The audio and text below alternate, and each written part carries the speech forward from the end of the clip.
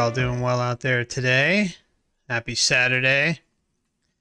Welcome back to Forever Conscious Research Channel. So today I've got a special guest, and just as a reminder before we begin, this channel is for educational purposes only.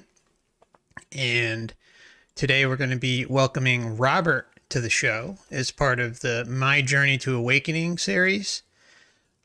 Robert and I had a few discussions back and forth, talked on a voice call, and have gone back and forth in comments over the last year or so. And he's got a really interesting journey, and I think you guys are going to really like it. We're going to be going over things like sleep paralysis, missing and sped up time, dreams, high strangeness.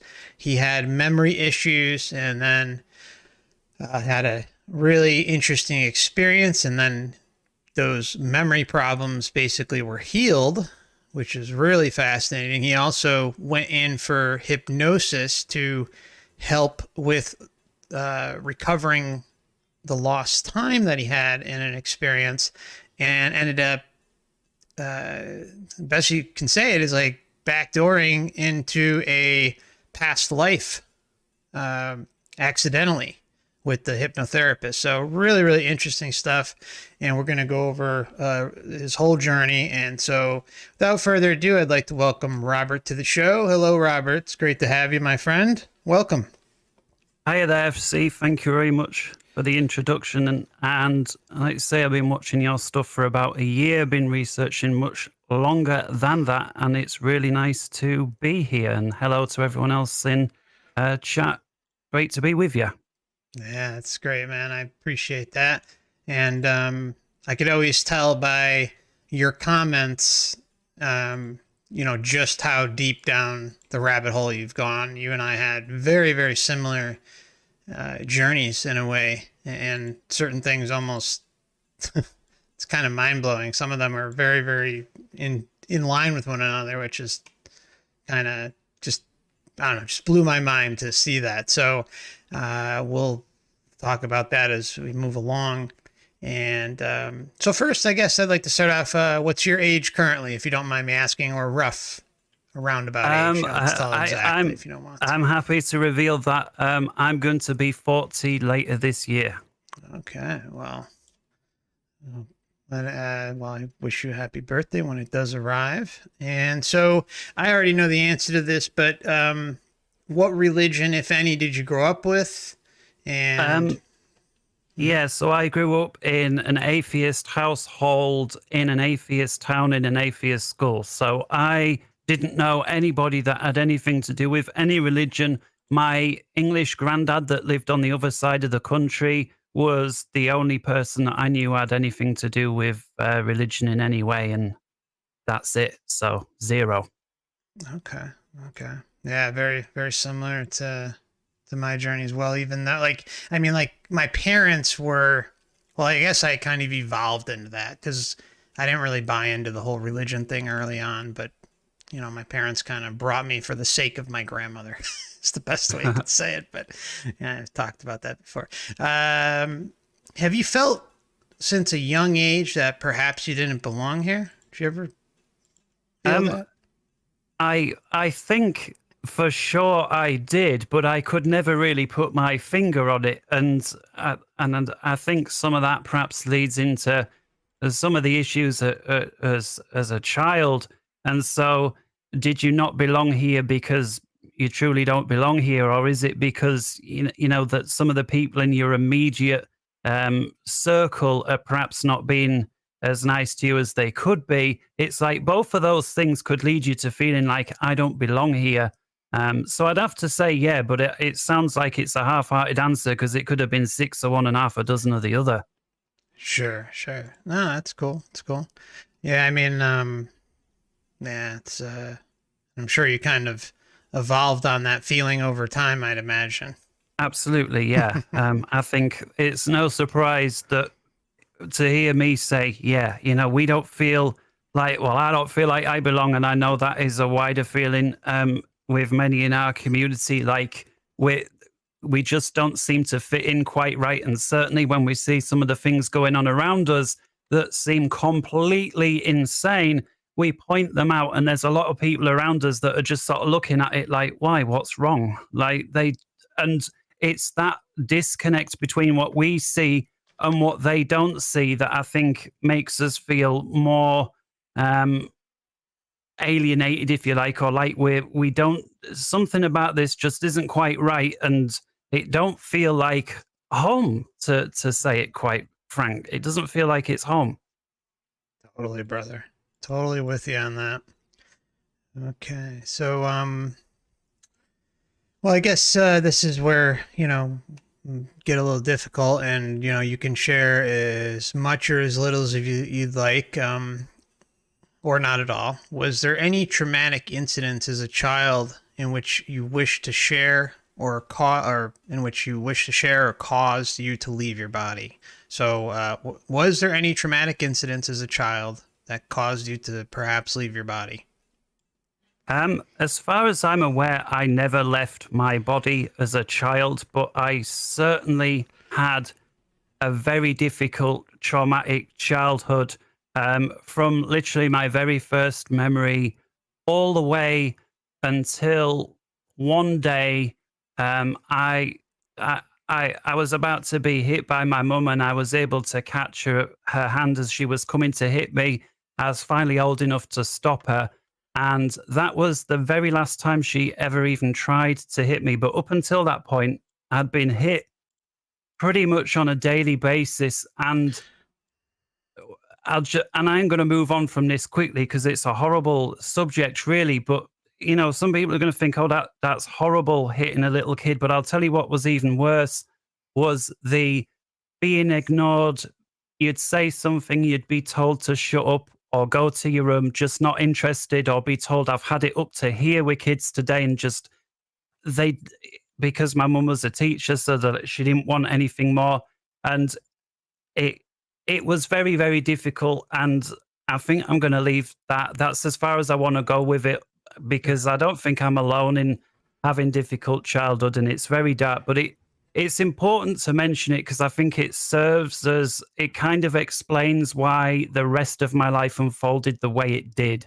And so you have to be able to appreciate the rest of it. You have to appreciate, to begin with, it was very, very dark and sad, and made me, it made me very unwell, actually.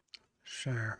Yeah. And I think, as like when we talk privately, trauma, as a child, is, or just even in general, is a very common theme that is found throughout our community. I mean, it's and I just feel just general truth, the general truth community. I mean, it's a big thing that pops up over and over and over again, and I think it acts. I mean, it's messed up, but it acts as a catalyst for those of us to wake up later in life. Because I think it provides that perspective to thoroughly question what's going on here. And then when you see how often things like childhood abuse are excused away, or child slavery, I mean, we could pick anything, pick any sort of traumatic type thing that could happen to a child or an adult. And it seems like there's this incessant need to have it explained away, like it's God's plan, or whatever the case may be. The point is it's pervasive, and it's just sick. But I think it's a big factor to opening minds, as sick as it is. So yeah, I agree with that, absolutely. And I'd also say, at least in my experience, and I'm sure this is going to be shared by a lot of others as well, and that's if something makes you so unwell, or makes you so sick, if you like, that you're unable to, quote, lead a normal life after that, and you're spending a lot of time at home by yourself, that's going to unlock a lot of hours in the day that would otherwise be taken up on a full-time job, that is going to enable you to start researching, because there's only so many Netflix series and films that you want to see. And even after several months, you'll quickly get bored and you'll start looking for something else. And I've often thought, if my childhood had been a happy one and I'd have grown up to do the thing, because I was really good at school in the sense that I didn't have to try. I was like many, I think in this community, we just sort of breezed through the early stages of school. And I really wanted to fly, be a pilot. That was my thing. And so I wasn't able to do that. And I've often thought, if I had have had an happy childhood and grown up to be happy and healthy, that's what I'd have done. Would have I had any time left at the end of the day to start researching? And if I'm being really honest with myself, I think the answer is no. And I don't think I'd be sat here talking to you tonight, much less have watched my first video on whatever it was back in 2001 in New York. I just don't think I'd have done it. Sure. Yeah. I mean, that's really well said. Couldn't agree more. I'll just say one more thing on this before we kind of move on. But I mean, really can't stress the connection there that I think many of us have. Won't say all, but many. And the one last thing I found interesting, and we don't have to dive any deeper into it, but I think how you were just talking about when you finally stood up for yourself, right? That's when it stopped, right? I mean, and that's a common thing I've run across too. I'm sure you probably have too. It seems like once the child reaches a certain age and basically puts their foot down and says, I'm not going to take this shit anymore, and fights back, that's when they back down. But until that happens, they'll just keep doing it. Yeah. It was like the flicking of a switch from one day to the next. That was it. The last time it ever happened. Yeah. Anyway, so we'll move on from that one because oh man, I know it's been a lot of years, but there's still that, this part. I wished I'd have known why. Why did you do anyway? Why? I know. And I mean, I guess you can even ask and she was a teacher. I mean, that's kind of. It's like, what? You teach children? You have children and you act like that? I mean, I'm so sorry you had to go through that, brother. You didn't deserve that. And, my heart goes out to you. But we'll move forward, and I'm glad you are where you are today and out of all that mess. So, okay. So I kind of want to give you the floor now to go over what we talked about, kind of just let you kind of put it all out there, and I'll just kind of ask some questions along the way, and then maybe we'll pick up some more questions later on. And if we do have time, perhaps we can do a Q&A with people. Absolutely. Towards the end. So. Absolutely. I'm sorry. Let me just say one thing, Robert. If for anyone who wants to ask a question to Robert, put your question in all caps. Put question in caps, and then the question in all caps. That way it stands out and could set them aside. Makes it a lot easier to filter through them. I'm sorry. Go ahead, Robert. Sure. Okay. So I want to start actually with something that didn't happen to me, but happened to my sister. So I've got a little sister. She's about 3 years younger than me, although if you ignore age, in pretty much every other way, she's actually my big sister. But going back to about 1992, so I'm coming up maybe 9-10 years old. My sister's maybe 6 or 7, something like that. And she comes and says to me that there's 3 black hovering triangles outside the house, and I didn't see them, and when I went to look, at least what I can recall, I don't recall seeing them, and it's just something that happened a long time ago. Now, since this, everything that's passed, and we must be talking about 30 years ago, this particular event that I'm describing now. I find this video talking about a certain type of black triangle, and I'm only going back about a year now. And I see this black triangle, and it had a light on either end and this big ball in the middle. And I remember screenshotting this picture and sending it to my sister and saying, oh, was this the thing that you saw? Because the triangle was called something like the Lincolnshire Black Triangle or the Lincolnshire Triangle or something to that effect. And my sister was like, that's it, 100%. She said there was one big one and 2 smaller ones. And while this didn't happen to me, and I have no memory of it. It's just like a little thing that starts feeding into the bigger overall story. So, I want to mention that from ways back then. Sure.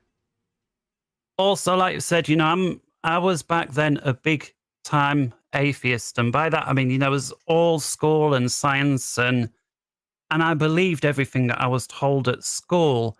And I remember literally feeling almost sorry for people that had any sort of belief in anything, not just religion, but anything that way, whether it was God or spiritual or anything. It just to me felt like this is a Bronze Age myth that you tell people who don't have the brain to understand science to make them feel better about themselves. That's like, I remember thinking like that, and just I was like that little smug teenager that knew it all because he was got a good test on science, and it. I was convinced that that was the answer, like 100%. That is it. And the only reason I say this is because if somebody starts off believing in, I don't know, let's just say Christianity, and then in their mid-20s, they're still believing in Christianity, and then in 40s or 50s, they're still believing in it. It's like, not that there's anything wrong with that, but there's less of a story, if you like. It's more what started was in the middle, came at the end as well. And I literally went through one extreme to the other and then bounced back somewhere in the middle. Sure. And also one other thing, and this is just because I've seen several episodes. I think most of them that on this channel here.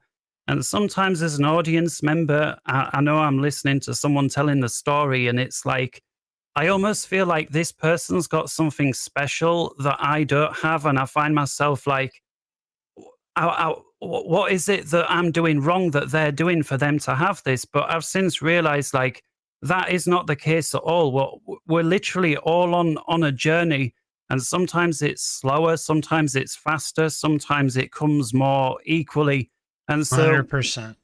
and so if some of the things that I say you think, oh, I had that happen 20 years ago, 30 years ago, and some of the things that I say you think, oh, I haven't happened that yet, just don't worry about it. It just comes randomly.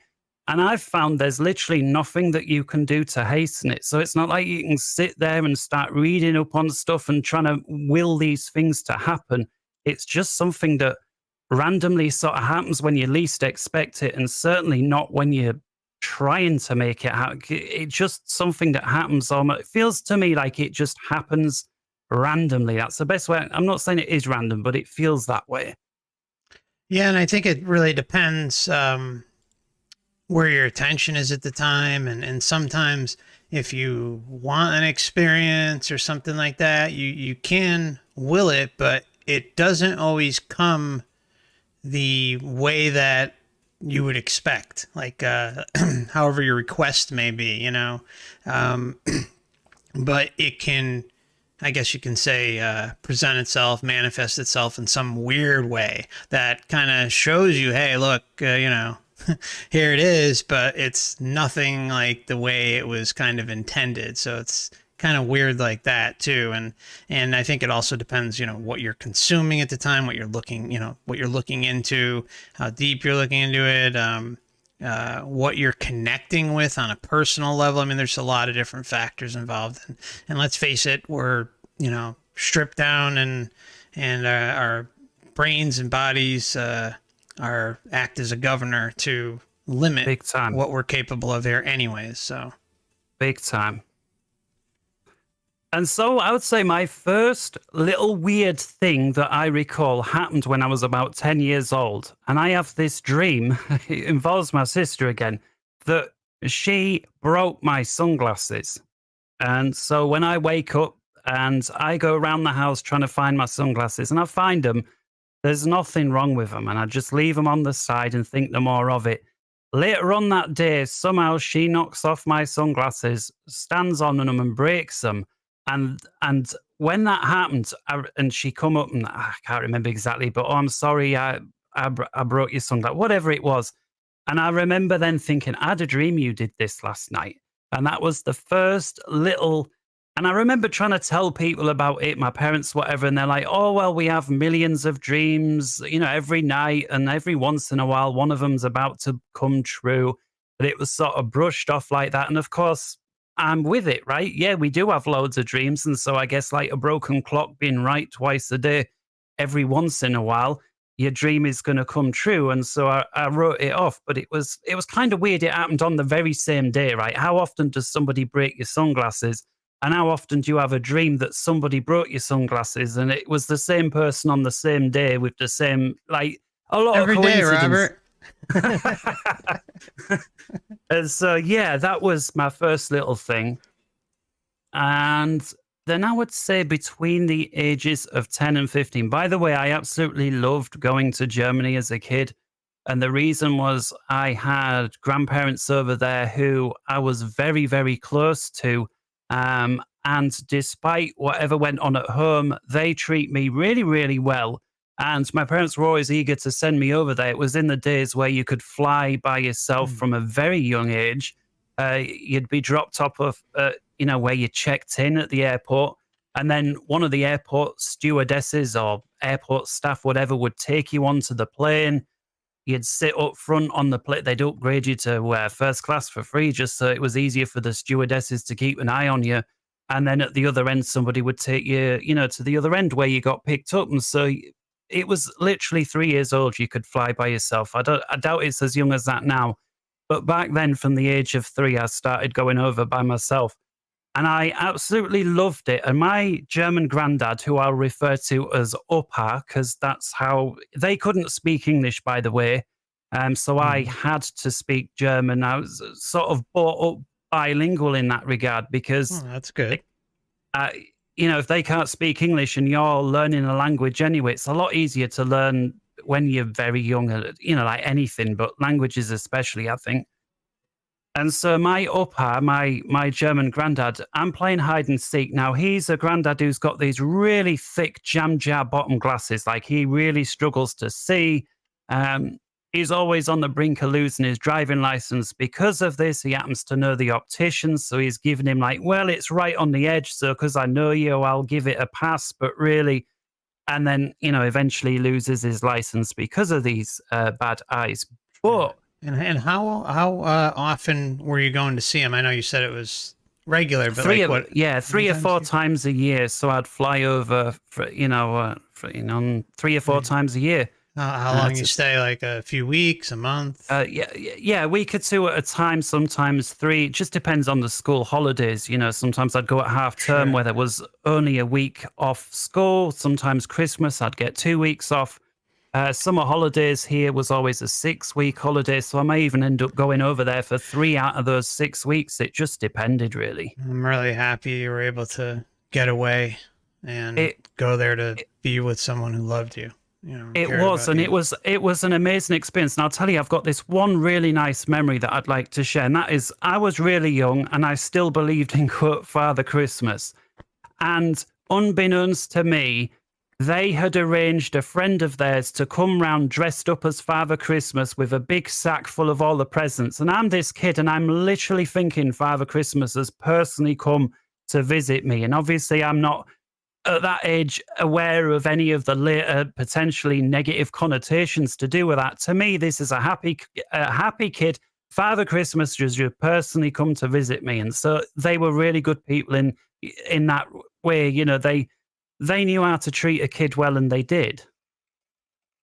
That's good. That's good. You deserve that, man. I mean, it's kind of, just the Matrix has a weird way of kind of throwing both those ends of the spectrum at us. Yeah. Like if it wasn't, your grandfather, it could have been like a neighbor or a friend's parent. I mean, something like that. There's usually, not always, but usually there's like that equalizer there for the the duality, I guess you can say. Yeah, and well, that was big time. And I mention his jam jar glass bottoms and his poor eyesight because I became aware from about the age of 10 that when we were playing hide and seek, his ability to find me was exceptional. And so Germany, lots of woods and trees, mountains, forests.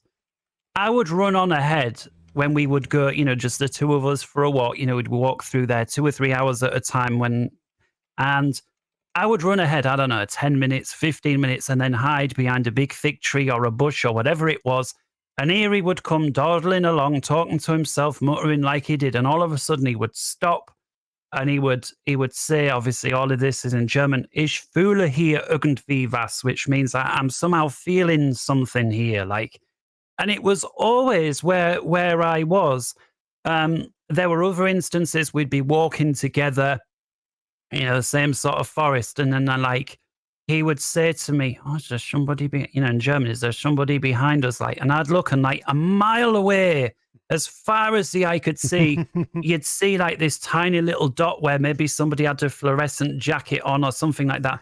And I have this one very particular memory. When I was 16, I did I worked at a flower nursery. It was actually his best friend who owned this flower nursery. That's what got me the job.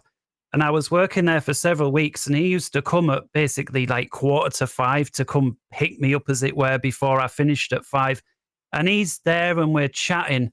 And I remember him saying to me, oh, you best get on with it now because the boss is going to come round the corner in a minute. And literally about 30 seconds later, from right at the other end of this thing that must have been 400 or 500 yards long, we're talking there's several greenhouses and buildings between where we are and where this corner is.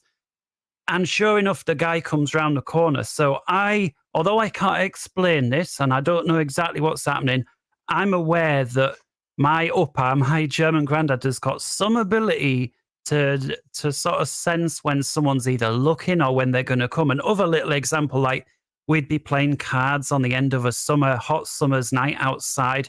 And then he would say, oh, Omi's coming soon. Your grandma's coming soon to tell us it's time to go in. And sure enough, 20 or 30 seconds later, you'd see the window of the house open up and Omi would be stood there whistling basically to say, come on, it's time to come in, that kind of thing. And he always knew ahead of time these kind of things. And so I was experienced to, it's something other than the 5 basic senses. And it was in Germany then. So after I'd done that work experience So sorry. Before you get in that, no, it's fine. Before we kind of moved on, I just wanted to see with, Grandpa, you ever get a chance to, or Opa, do you ever get a chance to kind of talk deeply about that? Any conversations, even small ones? I did at the time, because once I realized that there's something going on here, as a kid, I was like, well, I'm going to try test. And I'd creep around the garden with just bare feet and tell him to say, you've got to say when I'm coming close. And he'd face his back to me. And, I was testing stuff and trying, different ways to catch him out or see, do you know if it's one person or more than one, or can it be anybody? And he always used to say, he would describe it as Ich habe es im Gefühl, I've got it in my feeling. And he wasn't able to say it any more detailed than that, other than I feel it inside somehow, like a feeling. And I'm sure there's some people here who know what I say. Sometimes you can feel that somebody's looking at you and you turn around and someone across the road's staring at you, something like that. Sure. I'm just imagining it's that same kind of feeling, just amped up a little bit. That's the only thing I can guess, because that's the closest I think that I could come to describing that sort of a thing. Awesome. Yeah, that's cool. It's almost like, it was almost like that was a marker for you for later on. One of your very early indications, even though obviously you are atheist and, kind of falling in line with everything taught in school. It's interesting that kind of you can look back on that, and it probably did help in some semblance along the way of your path, even though you kind of had a battering ram up the head with your awakening, which we'll be getting into. It was certainly like breadcrumbs were being laid out for me. I'd put it like that, looking back. Yeah. Okay, so feel free to move on. All right. So after I've done this flower nursery thing again in Germany, it's I don't know exactly the year, but I want to say sort of late 90s. There was a big solar eclipse that was covering most of Europe, but the main of it was down through South Germany, and it was a complete solar eclipse. Now, I'd never seen one of these things before. And as soon as I found out about it, whether it was, I can't remember now if it was through the news or some sort of message from, I don't know, oh, did you know while you're over there, there's going to be whatever it was. I just knew I wanted to go see this thing. Now, it was South Germany. Where I was sort of in the sort of northwestern part of Germany. So it was several hours down in the car, but we went. And when I'm down there on the day of the solar eclipse, it's an overcast sky. So gonna miss this thing, right? Because I mean, eclipse or not, if it's overcast, I mean, what's the use? Yeah, you're not getting anything. And I remember, and I'm an atheist, right? I don't believe in nothing to do with, you know, when you basically, I wasn't here before I was born, and when I die, that's it. That's going to be the end. That was my belief, and everything else is just a big coincidence from billions of years, billions of light years, Big Bang, and all that. And I'm sat on toilet of all places, and it's the first time that I'm praying, and I'm really praying, like, God, I don't know if you're there, but if you are, I want to see this eclipse, basically. And it's overcast. And so if you could let me see it, and, you know, that was kind of it. And anyway, I'm not at all exaggerating that 5 or so minutes before the totality is to begin, there is a tear in the sky above where I am. And it can't be more than several residences up and down the road in either direction. If you were even half a mile away in anywhere, you would still be seeing an overcast sky with a hole that's in the wrong place. Damn, ask and you shall deliver. It really was an ask and you shall receive kind of a thing. And it was the first and only time that anything like that has happened to me. And I'm seeing this thing, the moon's moving over, and we've got these, you know, these silly tin foil glasses things on, and it goes into totality, and I remove them off, and I realize you can look at it now without these glasses. Like, and to me, it didn't look like there was a moon covering up the sun, or it looked like there was a hole in the sky, kind of like if you pull a plug out the bath, and like water was either running in or draining out. I couldn't tell which direction, but it was like there were little ripples in the sky, almost pond. Like, it's hard to describe, but that's what I saw. No, it makes sense, man. Damn, I think you described it perfectly. And I'm looking up at this thing, and I'm thinking, this is incredible. Like, the only other time I had anything that felt even remotely like that, I was talking about this the other day, was when I was, I don't know, in my late teens. I went to an air show with the air cadets, and I saw the B-2, you know, the big triangle stealth bomber fly over. Oh. And having seen all different manner of jets, big, small, loud, quiet, fast, whatever, seeing then this stealth bomb, and I remember all hairs stood up on back of my neck. Like, I remember seeing this thing coming and realizing, I don't know what it is, but something about this thing is different. Like, it was really, and that freakish, not scary, but tingly, queuing up for a roller coaster type feeling was, that's that same thing I had with the eclipse. It was bizarre. It was, and I really enjoyed it. I was glad to see it. And about 5 minutes after the totality was over, that little hole that was there closed up, and it was back to overcast. And I was probably too excited with the solar eclipse to really give another thought about, oh, maybe I should give a thanks to, at the time, maybe God did that. And I remember then for weeks later thinking, you know, because I'm science sort of in my mind, right? And I'm thinking, right, so if you've got an overcast sky, what are the odds that there would be a hole opening where you are, where the sun would be behind this hole and you would see it? And that, like, I'm trying to work out what are the odds that, you know, because clearly it can't have been God.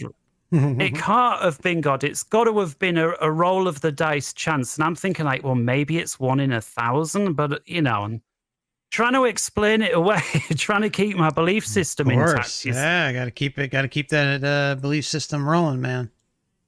Cognitive dissonance is a killer.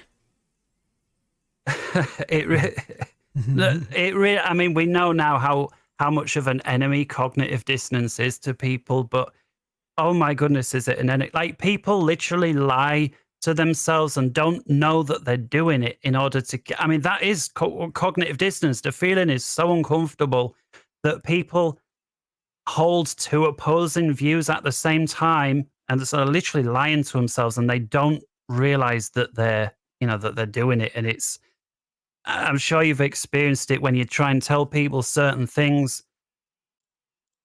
Yeah, it's a big Oh one, that yeah, one. yeah. No, it's like one of the most frustrating things ever. It can be very, very difficult. Yeah, and the thing is, when you're experiencing it yourself, you don't realize you're doing it. And I know that because, again, the way that I used to out of hand dismiss certain topics without spending 20 seconds looking into them, it was just. And, I've since realized I was doing the very thing that I'm now accusing other people of doing from time to time, this cognitive dissonance thing. I mean, we like to think sometimes we're all high and mighty and, oh, I would never deal with, I'm never suffering cognitive dissonance. Like, well, yeah, I did. That was me big time. And I just didn't know it. Because, of course, if you know that you're suffering from it, you can do something about it. That's the weird thing about that condition. Yeah, you can. It's just a matter of, I think it's really about just keeping an open mind to anything and everything, allowing different types of information to creep in and not creep in, but just be open to anything and everything and kind of sift through it and try to prove things to yourself and investigate, just don't stop. And eventually you can become knowledgeable in certain areas that are beneficial to your growth. And then you move on to another topic and another topic and another topic. And eventually, you kind of are, knowledgeable across the board in many different things, not all, but and enough things where you can see how certain things you once believed or were indoctrinated with are false, or at least peppered with a lot of lies at a minimum. And there's tons of that, as we both know. Yeah. So I'd have two big things to say about that. And the first is a big part of learning all these new different things, or if not almost a bigger part, is actually unlearning, like you say, some of the older things that you maybe been indoctrinated with. And that can be quite a difficult thing to do, because if you believe something to be true, I mean, nobody believes something that they know not to be true. Yeah, if I believe something, it's because I think it's true. And so everybody else is going to be the same, no matter what it is that they're believing. To them, they think that's true. And so to unlearn things that you thought you knew was true is as big a part as learning something new is in the first place, I think.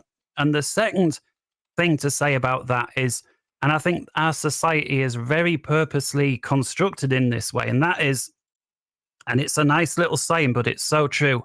If you go through the education system, you will go to learn more and more about less and less until you know absolutely everything there is to know about absolutely nothing. And while that's like a weird kind of saying, and I'll say it again, as you go through the education system in our society, you will learn more and more about less and less until you know absolutely everything there is to know about absolutely nothing. Exactly. And I think that is on purposely done, and so true, because when you've been in our community for any length of time and you're legit trying to figure stuff out, you'll realize there is no one topic with the answer. There's like 100. And they all interlink and they all interplay. So if you go on learning more and more about less and less about one topic, you're going to have no baseline or no way to connect it through to anything. You just don't see how the different things interrelate with one another. And you have to be able, to even get anywhere in this topic without just getting deceived and knocked down at the first hurdle and down some dead end waiting for some halfway through the alphabet letter to figure. So that I'm on that something letter that ends in a non, and they're all sat around waiting for somebody to come and arrest and save the day. And it's like, Yeah, because you've not gone looking into all the other topics to realize that's what this system does to you. If you let it, it'll tell you, hey, don't worry about it. Everything's fine. We know there's a problem here and there, but you don't got to do anything. Just keep calm, stay sat down, have another beer. We've got somebody who's coming and they're going to sort it out. It's never going to be today, but don't worry, it'll come soon. They're going to sort it.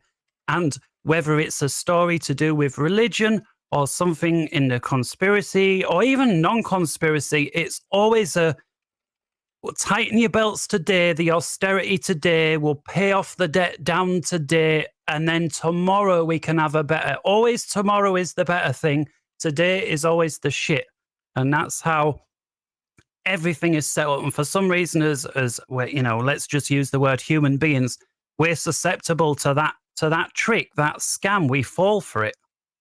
For sure, for sure. I mean, it's yeah, I mean, like we were talking about, I think it's so right on what you were saying. Like if you go through and start researching all sorts of different things, part of that is getting your ass kicked along the way, falling down rabbit holes that are completely BS. And once you pick yourself up or move along, and I think that's really important too. Like you should never fall into one specific topic. I think you have to always keep moving along and looking at things. But kind of eventually, I mean, the end of the road led me to this. I mean, this is, in my opinion, is the most important truth out there, the soul trap. But and regardless of how anyone feels about it, it's like I feel there's a good foundation, and the only way I personally ran across it is by diving into all sorts of topics, and then also running across Wayne Bush and Dan and all that stuff. But like you before even then, like you have a foundation already built. You've gotten your ass kicked multiple times or many times, and believe certain things and squash certain beliefs. And then a big thing I'm a proponent of is, like, if you're looking into something, if there's something that you wholeheartedly believe in is true, then, move along to whatever the next topic is, but go back and revisit those firm belief systems and put them to the test again. And if you can put them to the test and they continue to pass, and you're still kind of opening yourself up to alternative information that will go against whatever that belief system is, or inner knowing, whatever you want to call it. And if it sticks and stays, great. But but sometimes, at least I found, going back to things that I firmly held beliefs in, I ended up finding myself completely realizing that I was taken for a ride. And it's really all about growing, keeping an open mind, researching everything and anything that you find of interest, and how it relates to this whole realm, and just your experience here and relationships and all that stuff, and really being able to put things to the test. Can't say that enough. Everyone should always be doing their own research. So. Yeah, absolutely. And, as a sort of a testament to that, and, beliefs that you can learn and then get your ass kicked and changed. Mm-hmm. I remember wholeheartedly very early in my awakening, listening to Catherine, let's just say that's the one. I didn't know, sort of for security, but that's cool. And she's talking about all of these trillions missing, and that there's this secret space thingamajig going on, and maybe that's why, and that the US has got all these bases on the moon. And then you'd have other people that are sort of analyzing these really pixelated photos. And if you zoom in on pixelated, we all know that these squares grow out. Well, of course, these aren't squares that are pixels. Oh, no, these are skyscraper buildings that are on. And I'm thinking, well, that explains it. That's why there's all the debt. That's why there's all the missing trillions. It's because there's buildings on the moon. And it's like, and that's like, so you think what's going. Yeah, and you think you know what's going on. You think you're hip to it all now. I've got it all sussed. That all makes sense. And if you let it, there are channels that will keep you going down that road forever and ever. And there's always another part to it. There's always and next week we're going to have insiders from who were on the 20 and back, and they're going to tell it. It's like, oh my goodness, man. If I know you there's let no it, end in sight, man. There's no end in sight. I mean, people can find anything and everything they want, and the controlled ops are out there to fulfill those cravings.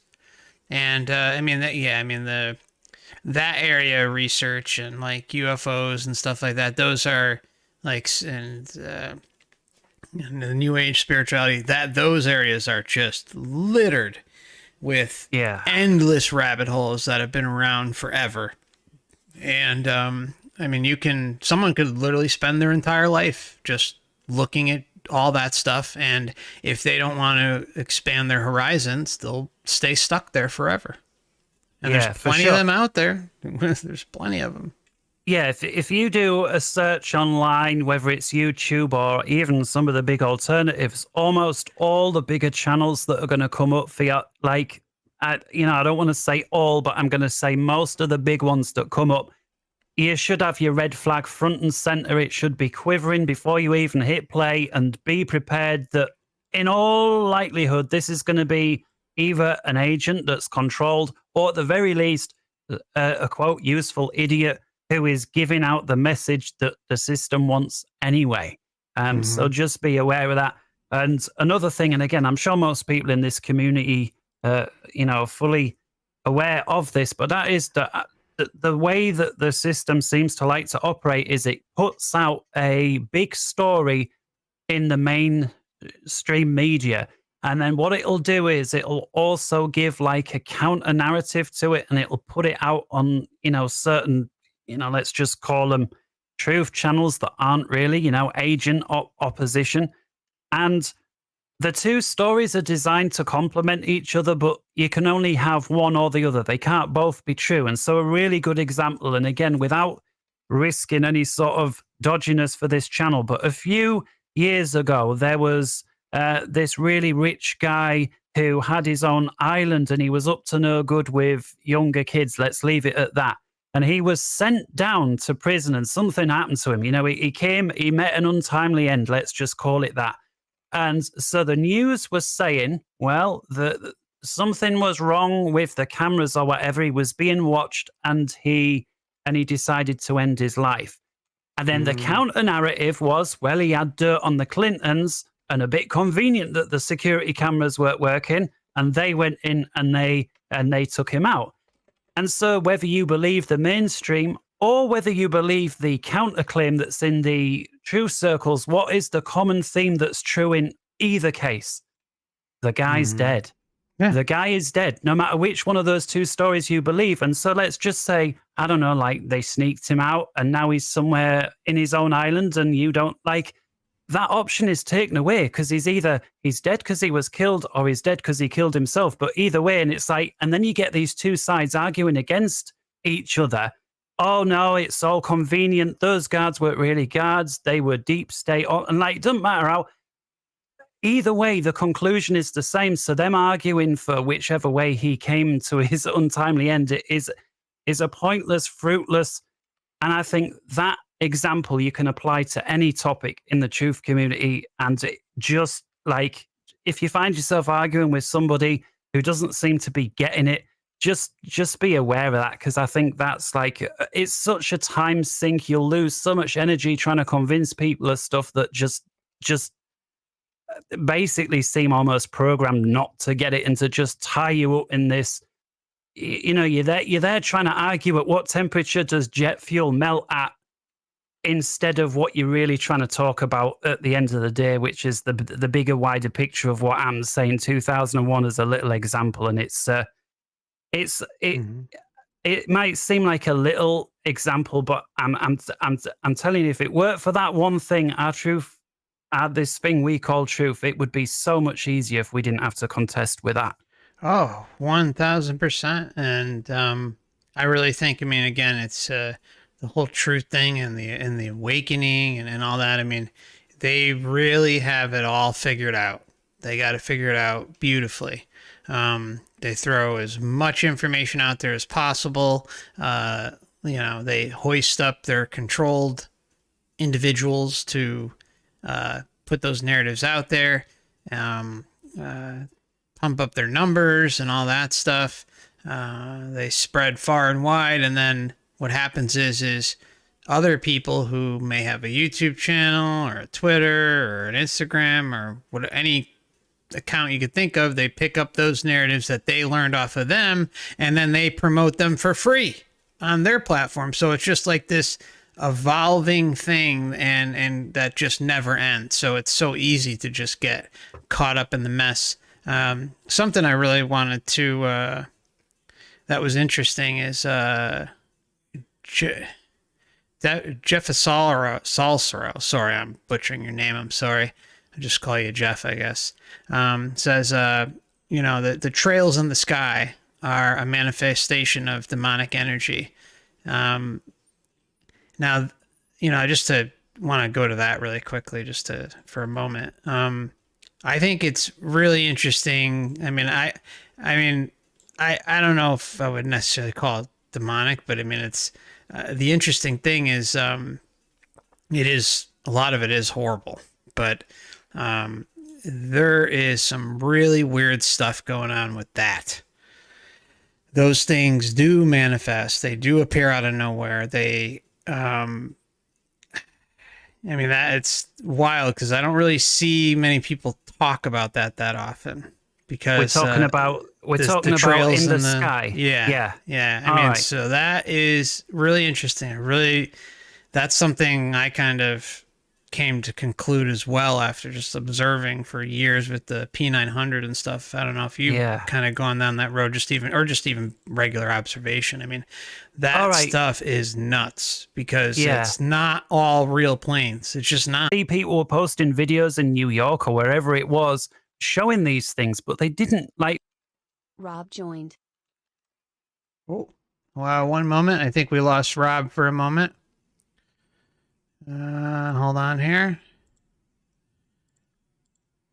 Hello? You there, Rob? I'm still there. You still there? Yeah, that was strange. Okay. Looks like we dropped out for a minute there. Okay. Yeah. So, okay. I was always... So maybe rewind about 10 seconds, 10 seconds. Yeah. So, if I start saying... It was really weird. I remember that these things didn't seem to exist over here at all. In other words, I would see the planes, but if there was a trail, it was a very short, 4 or 5 seconds, quote, normal, and that was it. Mm-hmm. And I remember watching videos on, in the early days of YouTube from people in America that were posting these massive long lines. And I remember thinking, well, that's weird. It doesn't exist over here. And I remember being on a visit to a city, and I'm there, and I look up and I see it, and it's the first time I've ever seen a trail that don't go away after a few seconds behind a plane. And I'm looking up at it, and I'm saying, "Hey, look at this." Now I go home, and like a week or so later, where I live, the town above it, the sky is covered in the same thing. Now, Facebook at the time, or whatever it was probably Twitter as well, was new, but Facebook was new, or newish, as in it'd been around, but it was taking off big time. Forgive the pun. And everybody's posting and talking about these pictures of, look at what's happening onto our sky today. Now, again, it's bearing in mind, this hadn't happened before where I live, so everybody's talking about it. And the weird thing is, this is what's really weird. Within a few weeks or months, what was the first time anybody's ever seen it is suddenly, quote, normal, and it's always been like that. And the way, I don't know if people forgot or if there was some other weird change in consciousness. And the weird thing is now, and I'm into sort of my World War II history as well, and probably because my family basically fought against each other, although they were family at the time, and you see these old videos of planes, leaving massive trails behind, and it's like, what? That didn't used to, to me, this is all new 6 years ago, yet somehow I'm watching old World War II footage, seen thousands of bombers trailing white, and there's something weird and freaky about it. I don't like the way it blocks the sun. It feels like there's something funny there. I don't like how it makes a real nice blue sky hazy. Yeah, And no, 100%. It's for messed up. yeah, but the weird thing, the way it suddenly started where I lived, the way everybody was talking about it, and within a few weeks it was suddenly a quote normal, and that's just what planes do. So how long ago was this? What year would you say it started?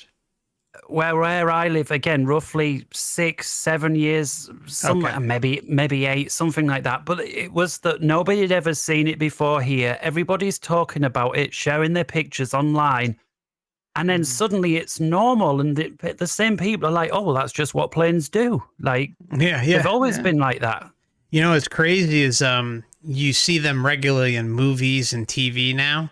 Like even if it's like green screen or in a studio or something. So they're even kind of normalizing it in movies and TV. I mean, it's the sky is nothing like it used to be when I was a child. I mean, it's not. But anyways, we'll move on from that. I thought it was an interesting comment. So I'm not sure where we were headed next, but sorry to kind of derail there. No, it's fine. We sort of went a bit generic for a bit. I'll switch back to sort of my story, which was around 2001. I'm turning 18, and it's a very bad time for me because all of that shit that went on as a kid finally catches up with me. And I basically have this really bad depression, breakdown, whatever you want to call it. And I wake up in a hospital and I don't know what's happened. I don't know why I'm there. I just know something bad must have happened because, well, I've woken up in a hospital, and it turns out all of the everything that had gone on had like caught up with me. Basically, I was really, really depressed. And again, without going into too much detail, I spent a lot of time in the hospital. And, for those in, other countries, I'm not sure. But here, we've got, in the UK, we've got the NHS, which is like, when you need your, whatever it is, whether it's medication or you need to see the doctor or the dentist or hospital or whatever it is, you don't, quote, pay for it. But you do in that you pay taxes. And so, in other words, it's what we would say is it's free at the point of use. So, if you have an accident or whether it's a long-term health problem or whatever it is, you go to the doctors, you don't, whether you go once or whether you're there every day, you're not, as it were, paying, but you are paying at the end of every year, your paycheck or VAT on when you're buying your toaster or whatever, there's a little bit of that money that goes to the government. So that's the only reason I mention that is it basically, I say in America, there's an awful lot of this, oh, I would like this, but, my provider won't do it, or I've run out of coverage or whatever. Here, that isn't like that. So if, you may have a waiting list to contend with, but if doctor says you need something, that's the start and the end of it. It's there.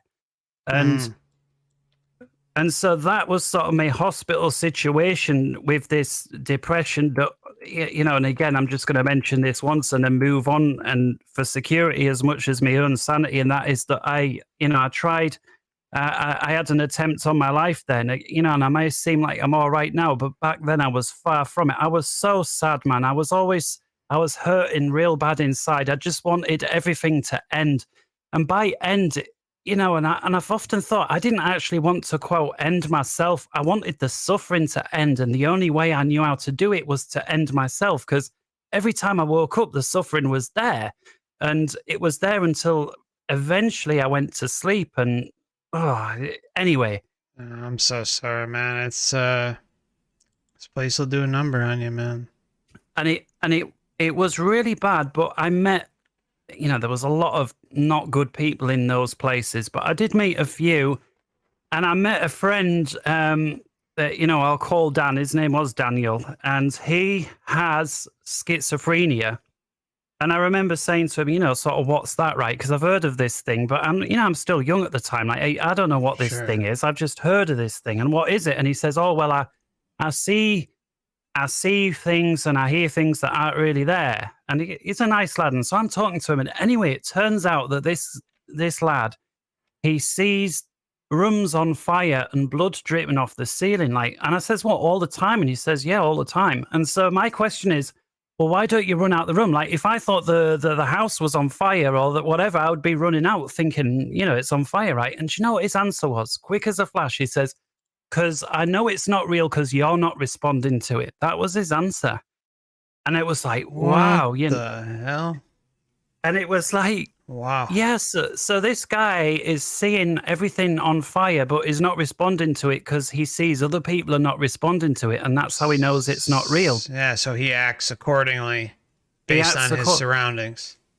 Yeah, and he actually said to me this thing once. He said, and again, I'm not onto any of this stuff, but he says, do you ever think, Rob, that when you go around a corner, like everything behind you disappears, and then as you go around the corner, everything that's around there appears? And this is before the Matrix movie or anything. He's saying this, and I'm thinking, nah, I don't think, that sounds like crazy talk to me. Like, but again, it was just one of those little breadcrumbs that was like maybe leading me to something, although I didn't know it at the time. Sure.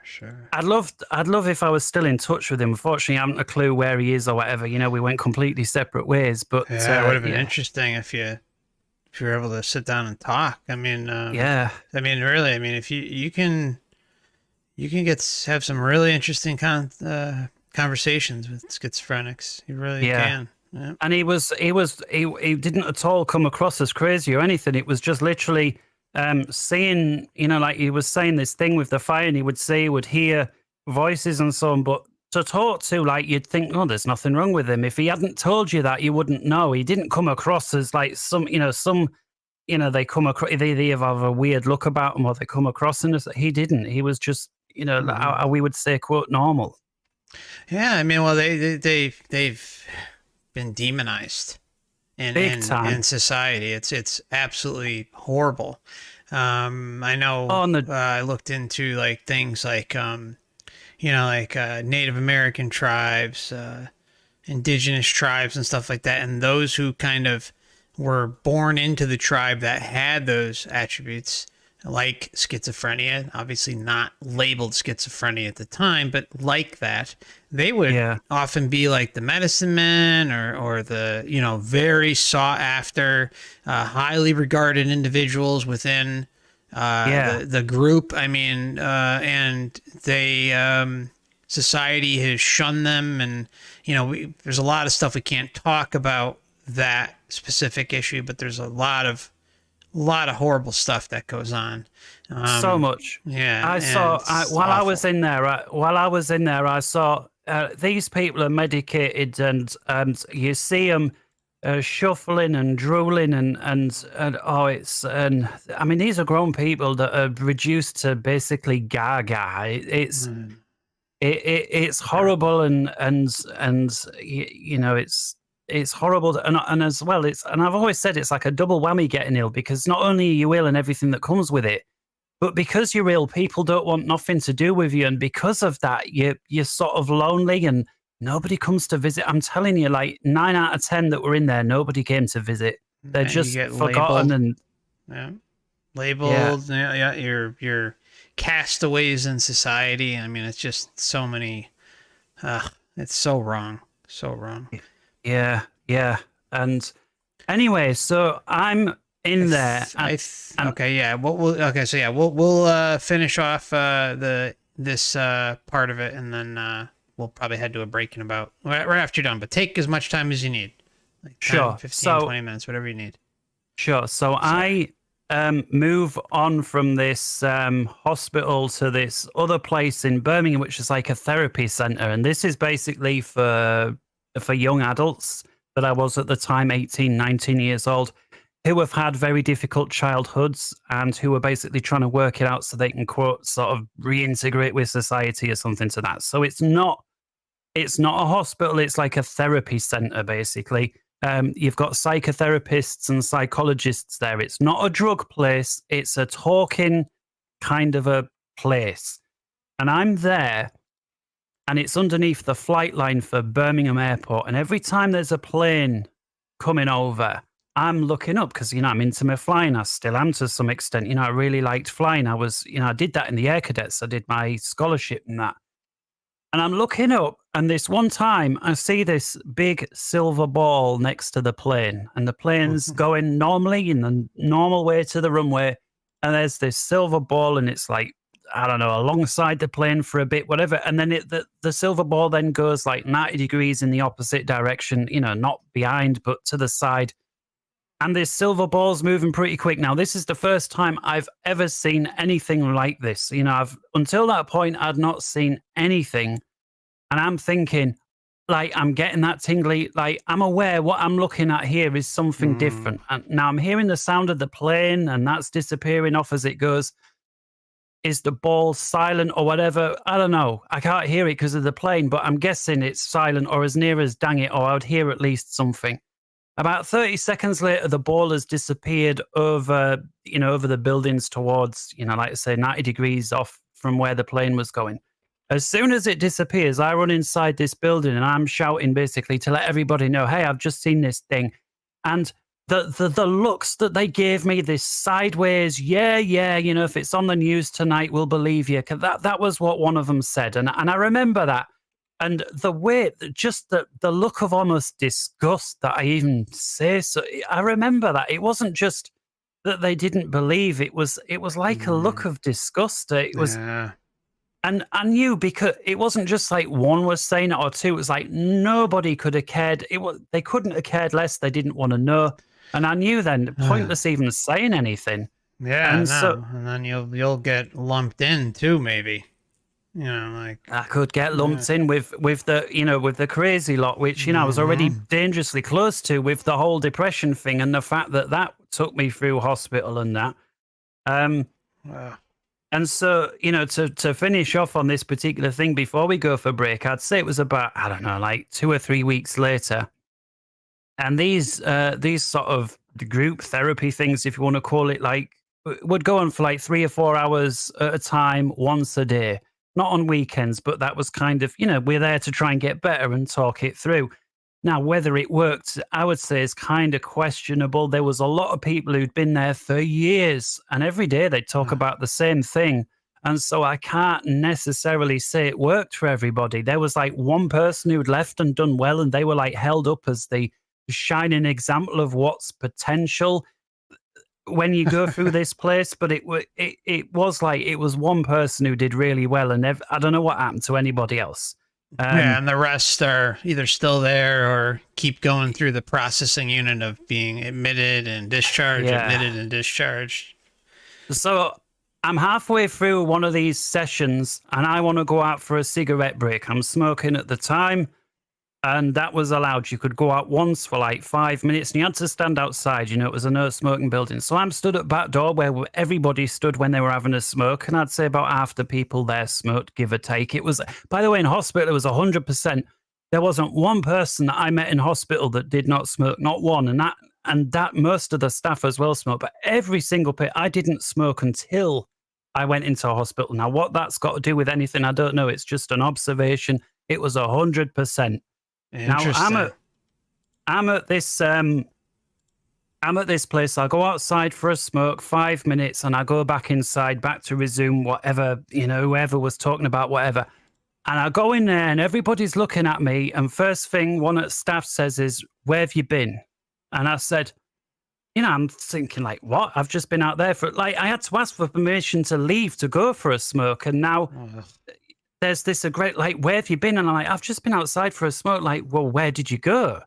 And I'm like, "I just stood at the back door." And they're like, "Well," and they're saying like, "Well, it's been 20 minutes or whatever it was." And I'm thinking, no, it's been like 5. And they're saying, "Well, we looked there." I'm like, "Who's we?" And like, I was just at the back door for 5 minutes and I didn't really sort of know what was going on. But, since then, I've had some revelations, to me that sort of maybe explain that situation away. And I've thought about it since, thinking, well, that something obviously happened. But back then, I mean, you imagine that you're going somewhere for 5 minutes and you literally are there. You're not going anywhere else.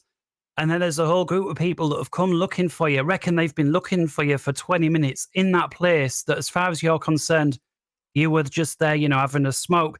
And then you're trying to tell these people, yeah, I've just been there. And they're telling you, no, that you weren't. We were looking like that was the situation I was in. And it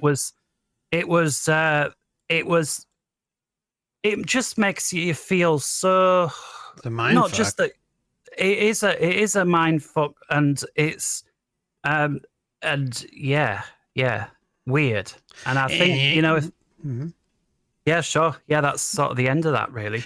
Yeah, like I guess the other thing you kind of, I mean, obviously you're not probably thinking about this at the time, or maybe you are, but in those types of places, you got to be careful what you say too, right? I mean, they can use it against you, Yeah, I really didn't think that at the time, because to me, the crazy person was, if somebody else said something that come off as crazy, to me, that was crazy. But what I thought was always not crazy. Like if, yeah, everything that happened to me was quote normal. The crazy was always the other guy. And I realized they're going to say, oh, well, all crazy people think that. But, at the time before I was sort of more conscious, I did think like that. I'm the only normal one here. Yeah. Yeah, well, man, woof. So, yeah, we can dive into the importance of the missing time, too, and how that plays a big role when we come back from the break. And there's Absolutely. still quite a bit that we're going to go over. I mean, we're just kind of starting off here, and really appreciate you taking the time to share everything with us, Robert. I mean, that absolutely sets the scene for where we're going to go next, and it's it's going to start to get a little crazy, big time. Yeah. The mass awakening is about to be unraveled. Oh my goodness, yeah. All right, brother. Okay, everyone in chat. Before we head off the break, I want to give Catherine a big thank you for the kind and generous super chat. She says, "This is one great chat. Thank you both." So that's a nice comment there, and I appreciate you, Catherine, and thank you, Catherine. Robert. And okay, so we will be back in about 5-6 minutes. So relax, sit back. Got some music coming up, and we'll see you shortly. Thanks, Robert. See you shortly. See you then. Just be sure to mute on the way out. Thank you.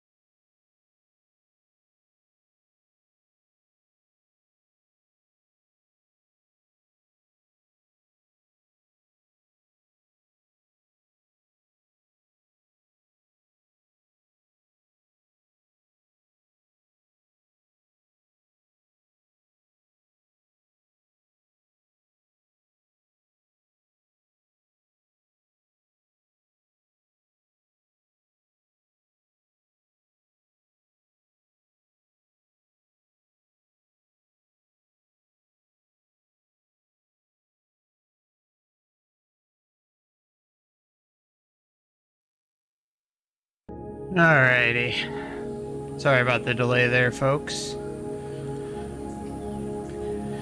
Alright, we're going to be coming back, brother.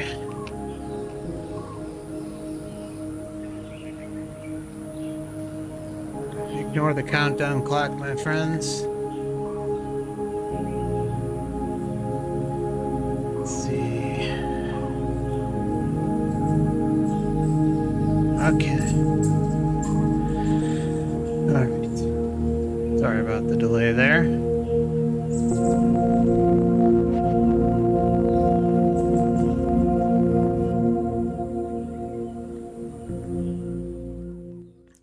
Just as a reminder, this channel is for educational purposes only. And I'd like to welcome back Robert, and this is where the story of his experiences really starts to kick into high gear. So welcome back, Robert, and looking forward to getting into the second segment with you. Sure. So somebody was just asking in chat, has he spoken about his paralysis yet, his sleep paralysis? And no, but it's kind of weird because that is the very next thing in the story, if you like, in chronological order. And so I've now left Birmingham. I was homeless for a little while, sleeping on friends' floors, that kind of thing. And I finally get this little flat in this town. I'm not sure if you have flats, but in America, they're like little apartments, bed sits. I'm not sure what you'd call them. And when you're sick, basically, you in this country, you have like a social security, and they'll basically pay for the absolute basics of everything. No expense spared. You just get the bare minimum of everything, which is obviously a lot better than being homeless, but it's it's certainly not a lifestyle that you'd want to strive for either. And so I'm at this place. I'm with my then girlfriend or ex-girlfriend, whichever way you want to view it. And she's asleep next to me on the bed. I'm laid there. And all of a sudden, I'm completely paralyzed. And by paralyzed, I mean, can't even blink, can't whisper. Could I move my eyeballs? I can't remember if I could or I couldn't. Sure. So I remember trying to call for help and literally being unable to even whisper. Like I just, and I cannot move anything. And by whatever coincidence or chance or whatever word you want to use, I'm facing towards my then girlfriend as this happens. And I see my girlfriend's fast asleep. Out of her is rising up, like sitting up, literally out of her body, and climbs out this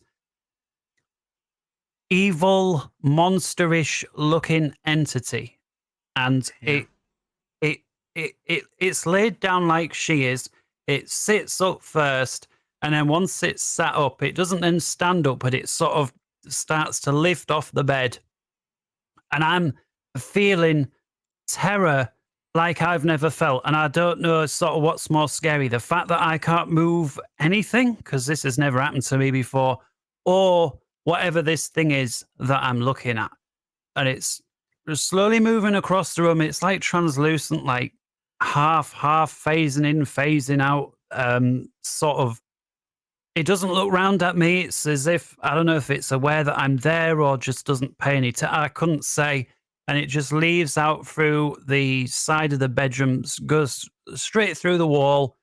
And the moment it passes through that wall, like the instant I lose sight of it, I suddenly regain all my ability to move. So yeah, they were definitely involved with that. And this thing, whatever it was, I can say the closest thing I would say it looks to is your sort of typical, let's use the word like reptile, for security purposes, I'll obscure the name a little bit, but you know what I'm talking about. Although back then, again, I didn't have any sort of clue about any of that. And now was it that? I couldn't say. What I can say is that this ex was involved in a lot of drinking and drugs prior to me meeting her, and still dabbled a little bit occasionally. And it was, I'm since then, I didn't know it at the time, but now I'm kind of convinced that all of that maybe had something to do with whatever this thing was that was somehow, I don't know if attached or connected in, but again, it seemed like it was, however this big thing this was, once it left, before it got up, it was a perfect one-to-one fit inside her body. Like it was no smaller or bigger. It was Perfect fit. complete, perfect fit, even though obviously a different shape and everything once it had come out. But in there it was, yeah. And so that was the first time I'd ever experienced anything even remotely like that. And again, the terror and, those people who have had that thing happen where you can't move is, I don't know why it's so scary, but it's the feeling of terror is the best way I can equate it to people who haven't experienced it is, imagine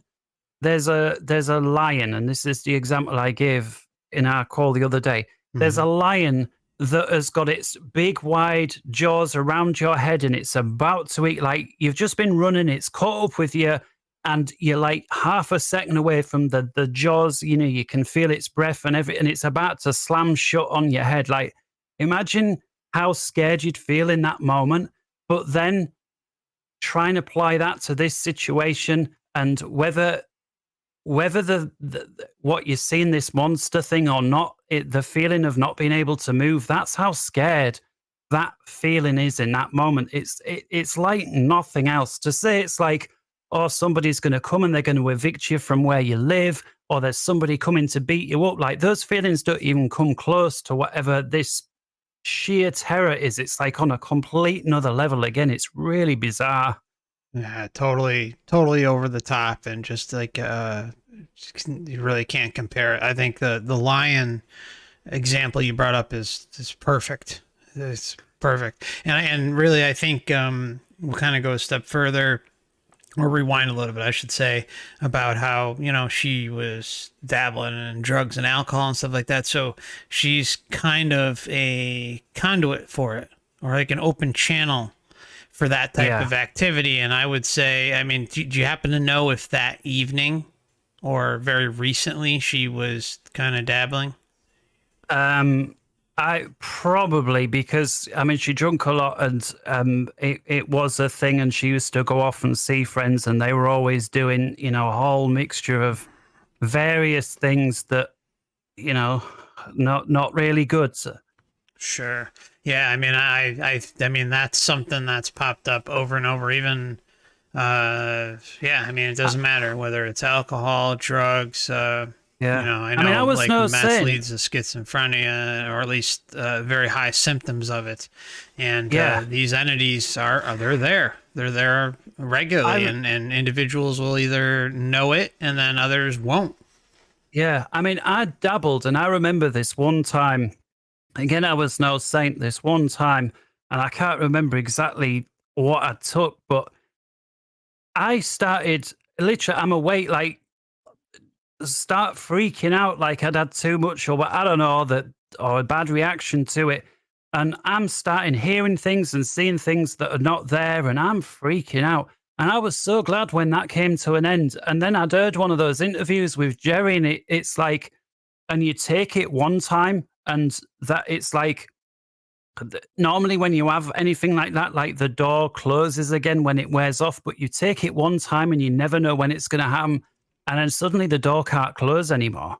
And it's like they're there all the time now. Now, thankfully, again, that never happened to me. I'm just lucky in that regard. But I had experienced the one time what happens when you take too many of those things, and it's not nice. It's not, in my opinion, nowhere near worth it. But when you're young, I mean, you never listen to anybody that tells you to be careful. The more they tell you to be careful, the more you want to go do it. 100%. I did the same thing, and it really is crazy what can occur when you,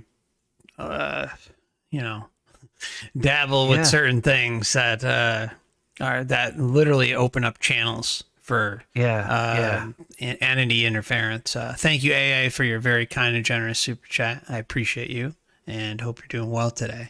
Yeah, I mean, there's just something about it. I mean, I've experienced it myself too. So Yeah. there's something I think too with how to put this. I think there's like because we are more, I guess, open ourselves. That means like we're more open to interference as well. So perhaps we're subconsciously or not necessarily thinking on the same level where we're protecting ourselves, right? We're kind of like a homing beacon, and it's like it's out there, and like these entities scurry to kind of interfere when in those states. So that's kind of my interpretation of it. Yeah, I mean, I would have never have said anything like that at the time, but now I certainly think that for a start, those of us who have the ability, let's just say, to wake up, I think, or said another way, and not, let's just use the word NPC or NPC-like. I think that we basically walk around with a beacon on top of our head anyway, to use that analogy, and that these things can basically pick us out in a crowded room versus at light. I just think we give off something that they can home in on as literally like a lighthouse on our head. And that's before we've even had anything. And so if we then start messing around with certain things, I'm sure some things are worse than others. I think like that, it's like that lighthouse. So you've now got 10 lighthouses on top of your head. And I think if you could see these things through in whatever way, shape or form, I reckon you'd see like hordes of them just heading your way once you start being like that. And I don't know this for sure. I'm just imagining that's kind of how it would be. Sure. Yeah, I like that. I like that. Yeah. So, anything else you wanted to add about that? Just that I'm still trying to fit all of this into none of that stuff exists. You know, there's no such thing as ghosts. I had seen that UFO thing, and so, you know, in Birmingham that I talked about that silver ball, and, you know, being still in my very science sort of mind, I'm thinking, well, the universe is billions and billions and billions. You know, I'm thinking like that still. And so the odds that all of these stars are other suns and all of those maybe have planets. I mean, this is what we're taught. I'm not necessarily arguing this is the case now, but we are taught like that. And so I can allow myself to think, well, yeah, clearly it's possible that some of these civilizations are ahead of us, some are going to be behind, and the ones that are ahead, well, why not come round visiting Earth in a silver ball? I mean, you know, I can allow that to fit in, but this other thing is testing my belief system, and I don't know. I guess it's more a case of try to forget about it and sort of, I don't know, pretend it was a bad dream or in some other way try and excuse it away. But the more these little things happen, the harder and harder it gets to do to explain stuff away, you know, to your own self. You're trying to justify it to yourself as it's nothing to worry about. Yeah, I think that's really important point right there. And that's kind of at least what happened to me too. It's like you start to have experiences, you start to expand your horizons, or little nuggets of or blasts of I guess you can call them like awakening pieces kind of hit you, and then you just realize that, okay, well, that happened, and like you realize that like as time progresses you can't continue to explain things away and open your mind and your horizons up to looking into other things, and it just opens up the floodgates in a huge way at some point where there's no turning back. And so yeah, I think that's kind of where you're at this point in your journey. I'm certainly getting that way. And it was very soon after that, and it was when YouTube was new. And I'm sure many of us will remember this. It was before Google had bought it. There was this thing called YouTube. It was the first video sharing site, at least the first one that was sort of known. And kind of still is the biggest one by far. But back then, as far as I can remember, there was no censorship on it unless you did something. Unless you were like real blatant, like you were uploading pornography, or that was the only thing, as far as I'm aware, that was quote censored. Same, yeah, that's all I can think of. Or sometimes like sometimes criminal stuff, but even then it was like the wild, wild west. It was. It was. The internet was like in the Wild West days, where basically pretty much anything went, and it certainly felt like it was a lot easier to be anonymous than it is today. It probably wasn't, but it felt like it. Certainly, I think everybody basically hid behind a username. And anyways, I'm on YouTube, and I'm at this point in my life, I've had a lot of shit out, and I'm trying to get it back together. I've got this girlfriend, I've got this little flat, and I just want to be left alone. And so I'm playing computer games. And that's it. I've got my little flat. I've got my computer. I've got my girlfriend. Just everybody else leave me alone. I don't, I had no aspiration. I was too messed up to have aspirations. Some people say, well, don't you want to get better? This is a weird kind of thing, because when you're depressed up to a certain point, you get to this place where you can't even imagine being better. And you certainly don't have the energy to do what is required to get better. So the idea of getting better is this, well, that's sometimes what other people do. Just leave me be. Yeah, you're just kind of backing off. You're just saying, okay, I almost like I give up.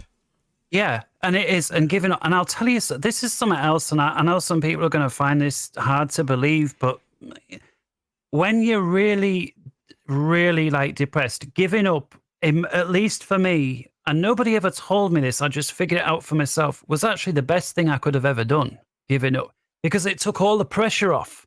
There was no, oh, you've got to be better by such and such a time, or you've got so long to be in this place, or whatever. It was like all of that went away, and it's just me playing games on the computer, and that was it, no pressure. Well, and you did it at your own pace, right?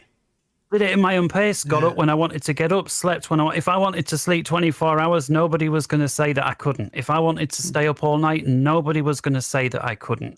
And at that time, it was probably the best thing that could have been for me. Anyways, I'm on YouTube, it's brand new, and looking at videos to do with gaming and computer stuff. And guess what drops into my feed?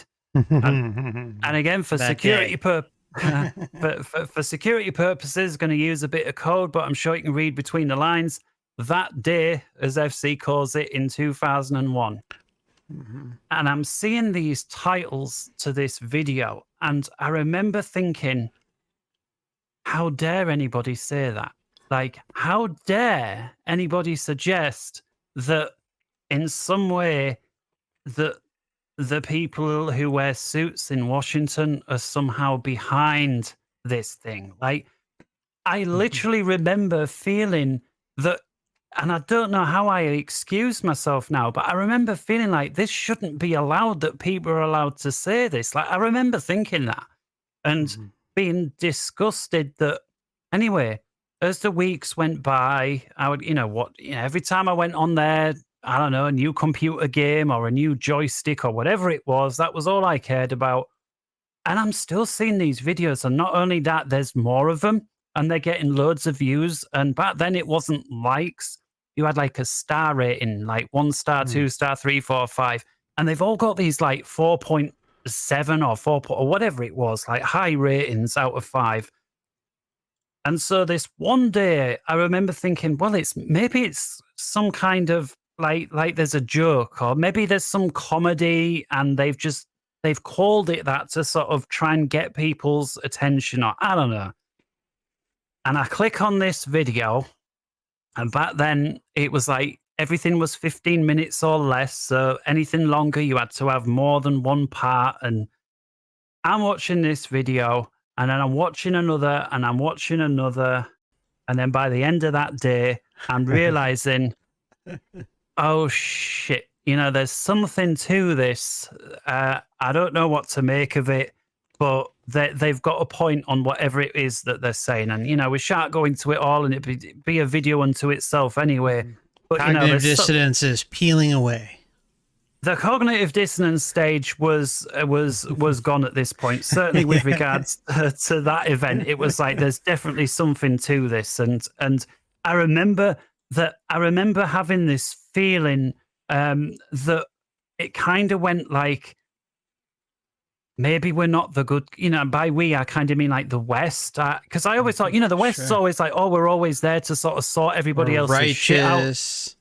Yeah, we're always the good guys. And this was the first time in my own head, my own self is like, I wonder if we really are, you know, the quote, you know, again, I'm identifying that somehow we're all just one monolithic block, but you know, that's kind of what you're led to think, right? Oh, yeah, no, and that's how I our felt shared too. Values. Yeah, I mean, I when I look at the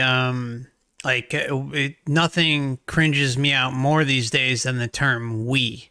Like, you know, like, well, we bombed this, we bombed that. You know what I'm saying? Like, because it's like, no, I have nothing to do with that. You have nothing to do with that. It's a select group of parasites that are raining terror down on whatever country or group or whatever the case may be. And it's them, not we. It's certain individuals that have nothing to do with me or you. But like, I feel like the we thing is almost like a real creepy thing to, like a veiled consent type thing, right? Like I hate it. I absolutely despise the we factor and all that stuff. Yeah, it's almost like you imagine like in this post-life courtroom, and it's almost like you can imagine them saying, but don't you remember that we did this? And it's like, no. Well, we all contributed, and it's like, no, I didn't have a say in. I didn't contribute. It's like, yes, you did. You were paying your tax. No. And it's, you can imagine them just sat there saying that we, and it's like, no, it was not we. No. Yeah, and that's it's why tricky stuff, man. And you know, all of these elections since then, I just think like to me anyway, an election now is you basically handing a permission slip over to be ruled. Exactly. And you know, no matter who says what and when, you know, they're all on the same team. If anybody was on a different team, they wouldn't even be on the slip in the first place. You've just got to think like that. Yeah, they'd never be on the world stage. Period. No. Period. No. They'd be sat on the internet somewhere doing a YouTube video, talking to a few like-minded people listening to the YouTube video. That's where they'd be, and that's, sorry to say, but that is where we are. That's it. Yeah, it sucks, but yeah, you're right, 100%, man. Now I wish it was different. Sorry. Yeah, I do. Yeah. Now I was not yet awake enough back then to realize, well, if that's true, then that must mean that this and this, like, I couldn't connect up all the different parts. I was just like, this one event by itself isn't making sense. I couldn't connect like, oh, well, that must mean then the news must have had something. That must mean the military or the good. Like, I wasn't there. It was just like, there's this one big anomaly about this one event, but everything else is still kind of the way I was told. And I was not able to implement the rest of it into the, you know, I just didn't do it. I didn't even try. I don't know why. I just didn't. I do remember spending another several days on the issue, just watching more and more about the same thing. And again, it was just the same story from a different angle, you know, and talking about individual things that couldn't have been, or weird things like, you know, the exercises that were taking place that day to pull the defense system out of whack, and they were inserting false targets, you know, as part of the training. And I just remember looking at all of that kind of stuff, but not the wider implications. And then I'd say about a year later, so I'm going to about 2012, give or take. And I'm still smoking at the time. Yeah, and by when I say smoking, I mean cigarettes, not anything else. Cigarettes. I'm going to the garage at the end of the road pretty much every day to buy a pack of cigarettes that today would be unaffordable, but back then it was you could kind of do that if you lived frugally, and you were just on like a disability thing. And there's this really big lady there called Sue, Big Sue, we called her. And again, I had nothing to do with my mum, still don't. And this lady's quite a nice lady. Certainly to me, she was always really nice to me. She could be funny with some people, but I never had that. And she was like a motherly figure to me. And so I really liked her. And she's there. And I go in and she's in tears. She's behind till, sat there in tears, heads down by herself, right? And so I go over and reach my hand out. It was before this stupid perspex was in the way of everything, certainly round here. And I hold her hand and I say, Sue, what's up? And she looks up at me and sort of real quiet below her breath says, I've got cancer. And I was like, oh no. Like, and the thing was, I remember, right, this lady has just become a grandma. These kids would come like very young, like 3 and 4, so, and they'd be so excited to see her. And it was real nice to see them, when she would get off shift and they'd be jumping around. And she just had this, despite her big, and the only reason I'm talking about her big size is because it, in my opinion, had something somehow to do with the cancer. And it also says something else that's coming in a little bit, but that's the situation. Now, at some point later, I'm going back at going on now a few weeks. I couldn't give you an exact time. And there's this bloke there at the garage. I'll call him Mark. And he was a real good friend of this Sue. And, I knew him as well. I mean, I'm there every day buying smokes, right? And I say, Mark says to me, oh, Rob, just to let you know, Sue's really not doing well. She's in hospital, but it's not looking good. Few days later, or a week or 2 or whatever it was, I'm in there again, and the same guy's giving me an update, and he says, "Oh, Rob, just to let you know, Sue came home the other day. It's the last few days that she wanted to be at home. They're making her as comfortable as they can at home, but there's basically, this is it kind of thing." A day or 2 later, I'm downtown with my, again, then girlfriend, the same one, the ex now, who, I still share a home with, but, then we're together. We're downtown. Guess who we run into? It's Big Sue. Of course. And she's there wandering along in the sun. She looks happy. She looks as well as I'd ever seen her. She's got a bag or 2 of shopping in each hand. She is full of life. She's by herself. And we're like, oh, Sue, hi, how are you doing? She's, I'm fine. She really did look fine. And I was, we start chatting. And I mean, I have to ask, I'm like, well, we'd heard that you was at home, like really not very well. Like, basically you're on your last few hours of life is kind of, I didn't say it like that, but that's what I'm thinking. And she says, no, I'm fine. And I mean, she looked fine. Like she was fine. She was by herself. She just was glowing fine. So she didn't give you any sort of indication that, like, I mean, did you hear if she like went through chemo or radiation? All of that, and it had not worked, and that she was bedbound, she couldn't move or any, like she was basically hooked up to morphine drip and whatever, and did she was just acknowledge any of that? The only thing she said, yes, she'd been to hospital and it was a great success and that everything was fine. That's how she said it. Wow. And she looked, like I say, she was like, with the radiance was like beaming, it worked. right? She was complete. Yeah, she was completely fine. And so obviously I'm a little perplexed by this, but brilliant news, right? And and so it sort of makes our day, right? Because my girlfriend at the time, she really liked her as well. So we come home. Next day, I'm going to buy some smokes from the same garage, the same bloke's on, Mark. He reaches out as I'm there to pay.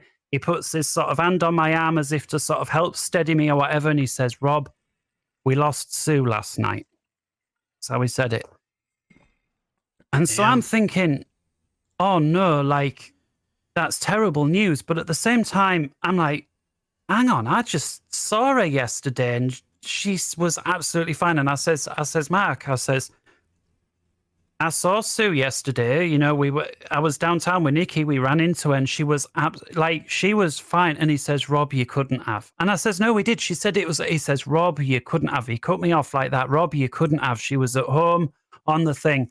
And I knew then, because of how close he was to Sue, like, you know, knew her a lot better than I did. I just knew to shut up. Like, this guy, this was the wrong time for me to try and say anymore. Like, question anything, yeah.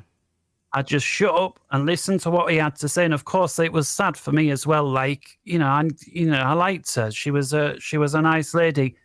And so I go home and, from the cigarette fight and say to, I says, we saw Sue yesterday. And she says, yeah. I says, well, I've just heard from Garage. She just passed away last night. And like, obviously we're both in disbelief because the two things just did not line up.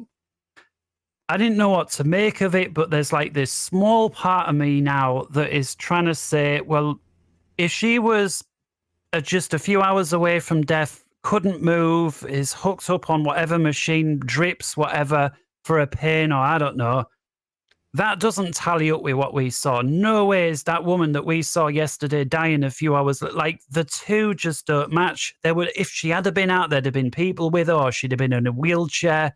There's just nothing. And what was she doing carrying shopping around? I mean, none of it matched. And there was like a small part of me that was saying, well, maybe, just maybe it was like her spirit somehow saying goodbye to you. Or I don't know, like there was like, I didn't believe it, but yet there's a small part of me that's saying, but maybe it is. Like, I can't quite explain it. Just, if there's a 5% chance that this could be true, well, maybe there's a 5% chance of a 5% chance that it was. I don't know. Sure. No, if I had to guess, she wanted you to see her in that vibrant state. You were, someone regular in her life. Obviously, you guys weren't like super close, but you were close enough where, you had a friendly relationship and stuff like that. Yeah. But, it's so common for this type of thing to happen. They call it terminal lucidity, where regardless of what someone could have, they could be going through absolute hell. And then like day before, day of, couple days, usually it's within 2 to 3 day period, somewhere in there. I mean, obviously there's room for adjustment there, but on average it's within 1 to 3 days of death that it happens, and someone will be in the pits of hell, incapable of talking, no energy, nothing, and then they will just have, boom, this one day where they are vibrant and able and they can communicate, and it's like, again, like as if nothing is wrong. So like you run into her and what is she saying? She's saying, oh no, the hospital's fine, I did well, and blah blah.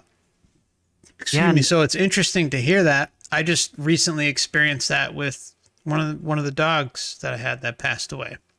He was going through hell, and then all of a sudden he rebounds and has it's like he's his old self. It was incredible to see. I saw it with my dad. I saw it with my grandmother.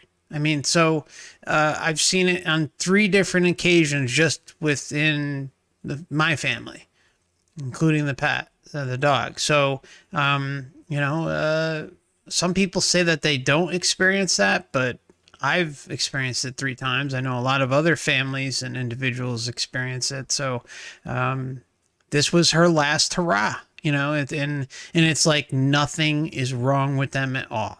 It's incredible. Yeah. So remember, everybody, terminal lucidity, look it up. And I want to say as well, just while we're sort of on the subject of this garage, I had my second, and as far as I'm aware, only sort of dream where I kind of dreamt something that was later going to happen. And that is, I dreamt I bought a scratch card from this garage and that I won the jackpot on it. And I'm just going to make up 3 names. And I used it on a recording just when I was trying to record some things to remember. John, Jim, and Jane, the 3 J's. And that is, so when I won this jackpot in this dream, those were the 3 staff. Now, next day I'm trundling on down, usual agenda to buy my cigarettes. And guess who's on shift? John, Jim, Jane. And immediately, like I almost get this little like tingle, like, hang on, I had a dream this had happened. And I remember going up to that thing and trying to figure out which scratch card was it, like, and I find the one that it was in the dream. And I remember telling them, and I remember, I literally told them, I said, I had this dream that I came here, you 3 were on shift, and I bought this scratch card and I won the jackpot. And the jackpot was like £1 million or whatever it was. Holy shit. So they're like, oh, well, if you do win, think about your friends, and obviously That's like right. having a bit of a joke like you do. I buy this thing before anybody gets too excited. It didn't win the jackpot, but I did win 50 quid or £50, right? So if you're spending £2 on a scratch card, the odds of winning £50 are kind of rare. I've bought a few scratch cards since then. I've never, ever won 50 quid. You sometimes get your money back. Sometimes you double it. But, to win anything else is so rare. Yeah, 48 on top of the 2. Yeah, that's a lot. And so, to me, this is like, all right, it's not quite the same as the dream, because in the dream I had the jackpot, but nevertheless it was like a little, I don't know if confirmation's the right word, but somehow that's the word that's coming into my mind, like a confirmation that there's something about all of this. And then I know it's just a minor thing, but I just thought I'd mention that. And then later, and again, some of these dates, it could be a year either side, but late 2012. And again, I'm still atheist. Don't believe in anything like guardian angels or anything like that. It's all just make believe that some people tell themselves to make them feel better. I go to sleep and I see my guardian angel. And just before we continue, how many days had it been, or weeks or months had it been since your friend from the garage had passed? I couldn't put an exact number on it, but let's say 6. Let's say 6 months. I don't know exactly. Okay. Now, in this dream, I don't recognize who this person is. Mind, it comes across as a female, and she's glowing, and I couldn't tell you, oh, that's so and so. I just knew, and I don't know how did I know? I don't know, but I knew this is my guardian angel. And the weird thing is, 5 minutes before, I didn't even believe there was such thing as a guardian angel. So this is like at this point, there's like, I'm forced into there's no point me even trying to resist now. Something is forcing my understanding of the way everything is, or what I thought was. And again, I'm not saying 100% sure this is a guardian angel. I'm saying at the time, this is my guardian. Like, there's no, oh, it could be, or a maybe. Like, at the time, 100% this is the guardian angel. Now I'm well up to the idea of, well, that was potentially like the Matrix, or it was a deception, or there was like a thought somehow injected into your mind, or I'm open to all of that. But it was just the certainty of going from literally 0 to 100% in a split second. Like, I see that I didn't have to say, oh, who are you? And wait for it. Oh, I'm it wasn't, it was like, I saw this and it was like, that is who that is. Like, I'm trying to think, like, because again, until I'd had that experience, I can't think of anything that would come close to describing the profoundness of how that changed and how quick it was. Like almost like an NDE. Like an NDE, like, comes back and they're totally changed.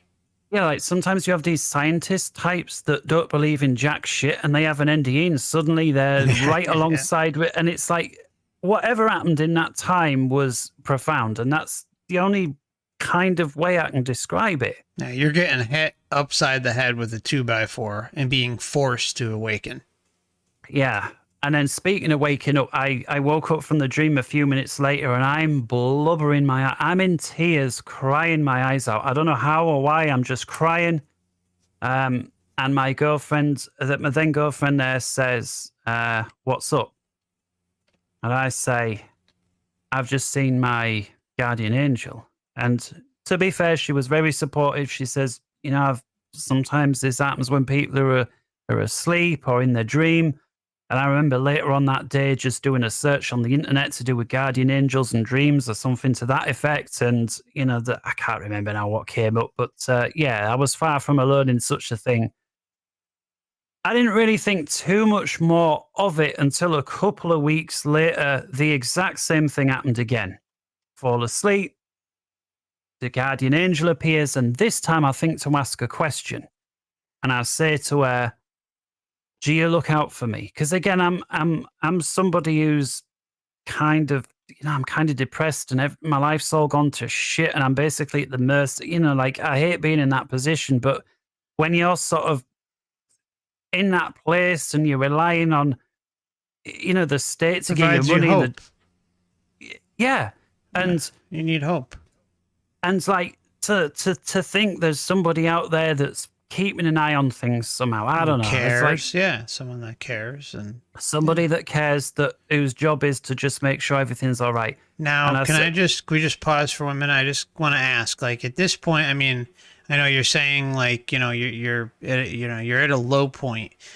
I don't want to put words in your mouth, but so I just want your honest assessment of where you were at this point in your life. Do you feel that you were perhaps at your lowest? I wasn't at my lowest, but I was at the whole sort of period between hospital up to and just a little bit beyond this time was a very low point. I mean, and you lost a friend too. I'd lost a friend, but this is the really weird thing about when you're really depressed like that. It's like you are as depressed or even more so than when you lose somebody close, except you've not lost anybody close. Now, I know you can say it sort of stems from the childhood, but in the moment, the feeling of sadness and just it's not like, oh, I'm sad because this happened and you can point at it and then a week later it's going to be sad, but a little bit. It was ongoing. It was. And so to see this guardian angel, or at least what I interpreted it to be as that, and again, it was very 100% that's who it is. It wasn't, there was no room for, well, could it maybe, I can't explain why. It just, an overwhelming feeling of that's who it is. And this is why, by the way, if there's anything to this soul trap, you hear these NDE types describe about this overwhelming feeling, or what FC sometimes calls the love bomb. When I use the word overwhelming, it is overwhelming. Sometimes we use it as a figure of speech to just mean, oh, it's a lot. It's not a lot. It is overwhelming. It's literal. Yeah. If you think oh, I'll be able to just hold on to me, think of it like this. This is the best way I can equate it. When you having a nightmare and in the moment it seems all real and everything, and then you wake up and you're in your bed and you think, oh, thank God that it was just a nightmare and I'm awake now and it wasn't real, and you're sort of then all right after a bit. Well, imagine this life being like the dream or the nightmare, and then you wake up in the bed and if in the dream you think, oh, I've got to run and I've got to do this, the minute you wake up, all of that, what you were doing in the dream is suddenly oh, that doesn't matter anymore. It was just a dream. The profoundness between the dream and waking up is that. It's on this level. So while we're thinking, oh, I'm going to do this and I'm thinking like this, to hold on to that is it's one thing to say it, but to hold on to it, man, it's as profound as you trying to hold on to what you were trying to do in your nightmare. And then when you wake up in bed and realize, oh, everything's okay, you trying to remember, no, it's not, is very, very difficult. It's well, it's perfect. It's it's difficult, extremely profound, and I guess you say otherworldly, right? I mean, the biggest thing that comes across and experience your cases is that they will often say in their own terms, but I'm paraphrasing. But for example, we'll see things like, I've experienced nothing like it, or it was more real than real. And on and on and on. You've heard it 1,000 times. So it's just and then individuals will still come back and it'll be profound and stuff like that, but they'll still have like the outside influences, like having them question things, or maybe it was this, maybe it was that, or maybe it was a dream, maybe I wasn't really there, even though at the same time they're always saying it was like more realer than real and more profound than any other experience that they can compare on Earth, or whatever the case may be. So there's always kind of like that, cognitive dissonance kind of rearing its ugly head because of societal pressures that come with all of this, and indoctrination, obviously. Yeah, absolutely. And I don't think we can underestimate or overestimate enough, whichever way around, how profound that change is. And again, the closest thing I can compare it to is you're terrified in a nightmare and you wake up in bed, and that feeling of, oh, thank goodness everything's okay now. Well, imagine that, but as you pass, like we're here thinking, oh, it's a trap, this, that. And as soon as that change happens, this overwhelming feeling you're going to get of, oh, everything's okay now. That's what we're talking about. And I'm not 100% on with the soul track. I'm 90% there. There's this. I'm still trying to square it away entirely.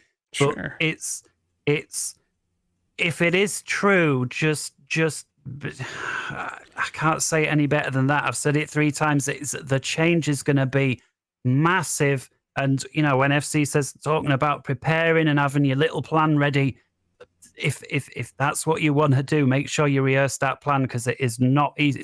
It's not just like walking into another room and everything's the same as it was. It's you're going to feel like huge difference. Yep. Huge. Yeah, and you're going to feel like. Sorry. Go ahead. It's the feeling of everything is okay now that is the hardest thing to contain. The quote love bomb, that is harder than any understanding of anything. It's that. Yeah, and I really think it's important that we've talked about this quite a few times on the channel, where try working on getting an out-of-body experience. Try working on heightened states of meditation. Try working on lucid dreaming, astral projection, whatever you want to call it. Just really try working on mindfulness. Get yourself in a situation where you're set up for success. Look, there is some work that kind of has to be done. Does it absolutely have to be done? I can't say. I think everyone needs to evaluate themselves individually. And yes, intention is king. But at the same time, it can't hurt to put in some extra effort. But it requires extra effort. It really does. It requires diligence and adjusting your day-to-day life to provide that kind of inner knowing about the strength within, and how you're going to handle yourself. Knowing that if you achieve an out-of-body experience or astral projection, whatever you want to call it, that you can see how you can apply it, right? And I'll go a step further, like even those, like anyone who's like on the fence, whether it's 90%, like you, Rob, or whether it's 50% or 20%, it doesn't matter. Like one of the big things I say constantly is like, there's nothing about belief, right? It's all about just saying, hey, I'm going to set myself up for the most opportune outcome possible, and I'm going to look out for me. And if everything about the whole soul trap is wrong, fine, no big deal. But at least you're still kind of setting yourself up to succeed, right? You're setting yourself up to not go down the tunnel, not go to the light, not go to the life review, not interact with any of these entities or nothing, interact with nothing. And if we all find out that, okay, we're wrong, and maybe, we just came here and it's a game. I hate saying that, but, look, that's an option that's possibly on the table. Do I agree with it? No.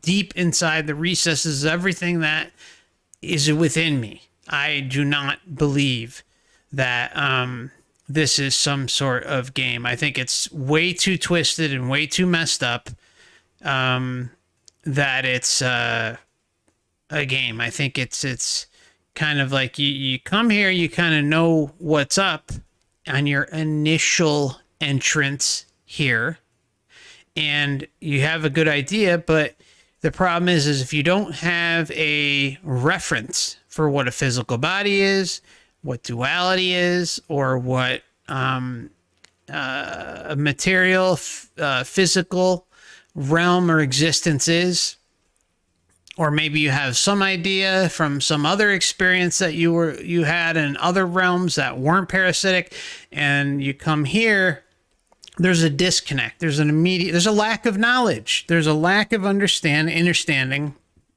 that goes with that. And the best thing I can say is for anyone on the fence, regardless of, what percentage it may lean towards, or, if you're on the fence, you're on the fence. That's kind of the bottom line. And it cannot hurt you to stand your ground and work on things like astral projection, lucid dreaming, heightened states of meditation, mindfulness, stuff like that, so that at least you're familiar with what's possible of kind of some of what your organic state is versus just solely relying on the physical, right? Or solely just kind of banking on everything to be the way it'll be at the time of death, right? And just say, boom, everything will be hunky-dory. And I think it will. I really think intention is everything, right? Refusing to interact, refusing to consent to anything, all that, I really think that is the bottom line. But why not, at least get familiar with what it's like to leave the body, to apply your intention as a creator being and see how you can manipulate situations and things outside the body. I mean, that provides immediate confirmation about who and what you're capable of, right? Who you are and what you're capable of. And there's nothing, that's really amazing inner knowing, wisdom and knowledge to have. And you don't have to question it because you've experienced it. But if you haven't had the opportunity to leave your body, it kind of, leaves, it may leave an opening. I'm not saying it will, but I'm just saying, like, hey, it's like, how firm are you in your inner knowing that you're in control, right? I mean, like, do you, in the deep recesses of everything, do you know that you're a creator being and capable of amazing things, and that you can cease situations, you can create situations, you can shield yourself, you can do amazing things where it puts you in the driver's seat and without any doubt in your mind. So I know I kind of went on a little rant there, but again, throw out, like, nobody has to believe, nobody has to do anything. All they have to do is just say, okay, well, look, this option's on the table. I like to say this all the time. It's like, look, no need to believe. The option's on the table. Look, I personally think it's a soul trap. I really do. I mean, everything kind of points towards it, but for anyone that's on the fence or even has, 0.001% doubt, just stand your ground when you leave here. Protect yourself. Create your own realm. Shield yourself. Non-interference, sovereignty, liberation, all that stuff. Put it as your driving intention from here on forth until the day you die. And if everything is wrong and there's some sort of mass realization that you come to, or we come to as individuals after we've already died, and that we know we've fully protected ourselves, we're in our own realm and nothing can be mess with us. And if there's some sort of mass realization when all the memories are flooding back that, okay, now I know why I went to Earth. Now I know why I stayed as long as I did. Or now I know, now I'm remembering what I did long before Earth, and I did this and I did that. And like, there's reference points. Like if there wasn't a memory wipe, right, it would be a different story. But I think we all need to make sure that we're certain, when we cross over, and perhaps everything will just come flying back and we will just know instantly, oh my God, I was such an idiot when I was down there, and this and that. And like, you'll just come to these profound realizations that were always there, but lost because of the memory wipe and being here. So I'll leave it there. I don't want to rant on too long with that, but I think it's important to put that out there, that no one needs to believe anything. It's just believe in your individuality, believe in your sovereignty, liberation, non-interference, creating your own realm, to isolate yourself just to see what happens. That's it. Just to see. Doesn't mean you have to stay there the whole time. I know a lot of people think that that's what I'm saying. I'm not saying that. I'm saying use everything as a strict kind of like security protocol for the best possible outcome for you. And that's it.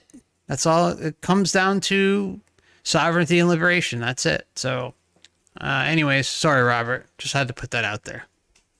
No, I think those are important points. And I just wanted to mention a couple of things real quick to sort of come onto that. And that is that, and I think that the soul trap, whether it's 100 or whether you're 90% or 50-50 or whatever, it doesn't hurt to have a plan there, right? And this is my current view on, that whole thing. So let's just assume something comes round back of my head. I don't see it coming. And a minute from now, there I am in that situation where, that I've got to decide something. Something's happening. The way I see it is this.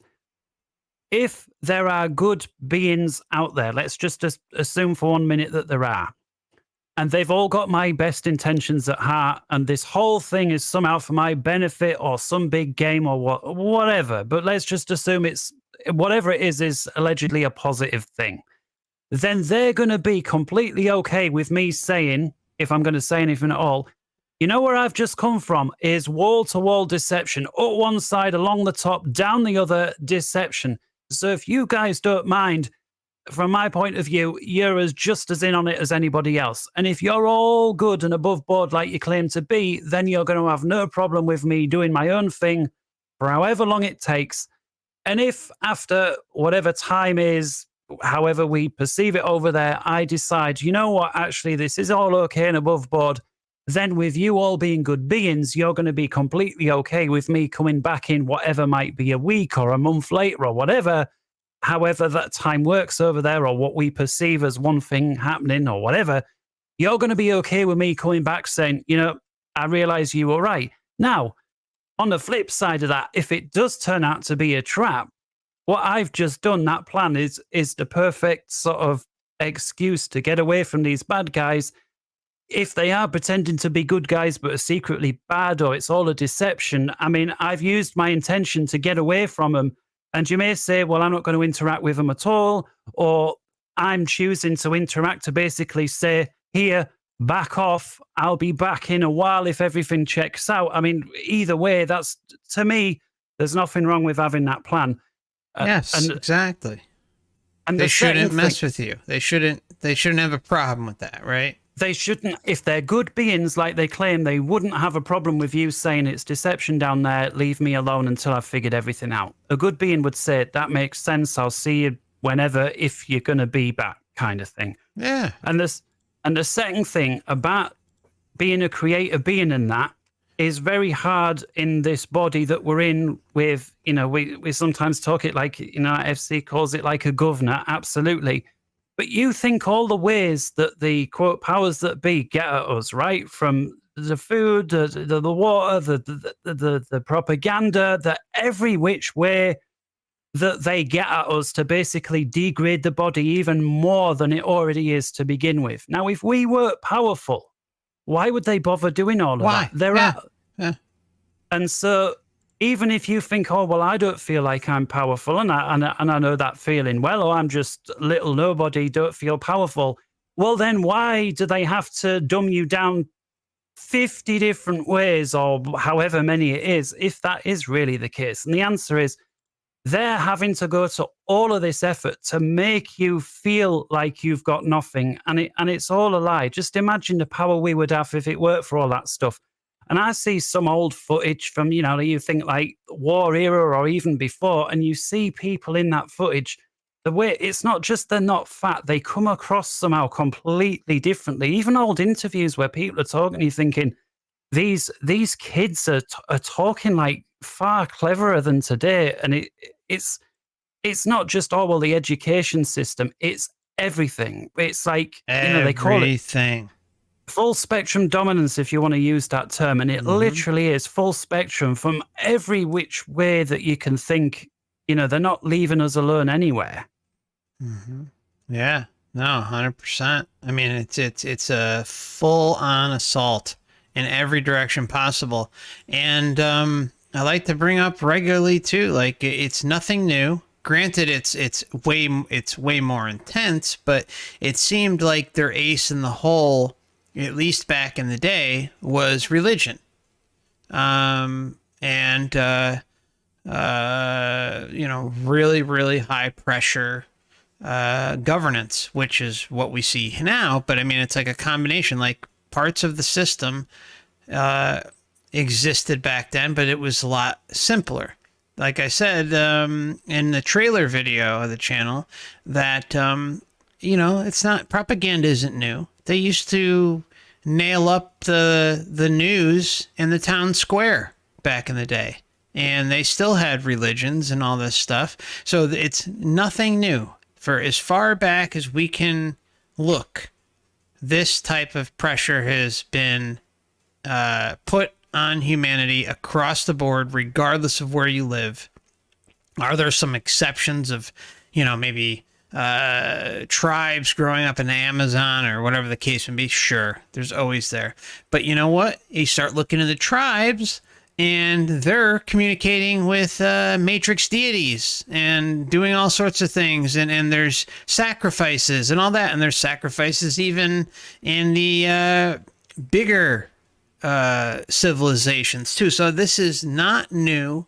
It's just our version of it in modern time that we're going through. And it's on a fever pitch. And we also kind of, at least depending on where you live, get the illusion of, I guess, quote unquote, freedom. And, there's a reason why dumb is in freedom, because we're not free. We are perceiving to be free, but we're all under this slavery system in some way, shape, or form. And the mind control being run on everybody right now is out of control. It's just off the charts. So I want to give a big thanks to Tom S. for your very kind and generous super chat.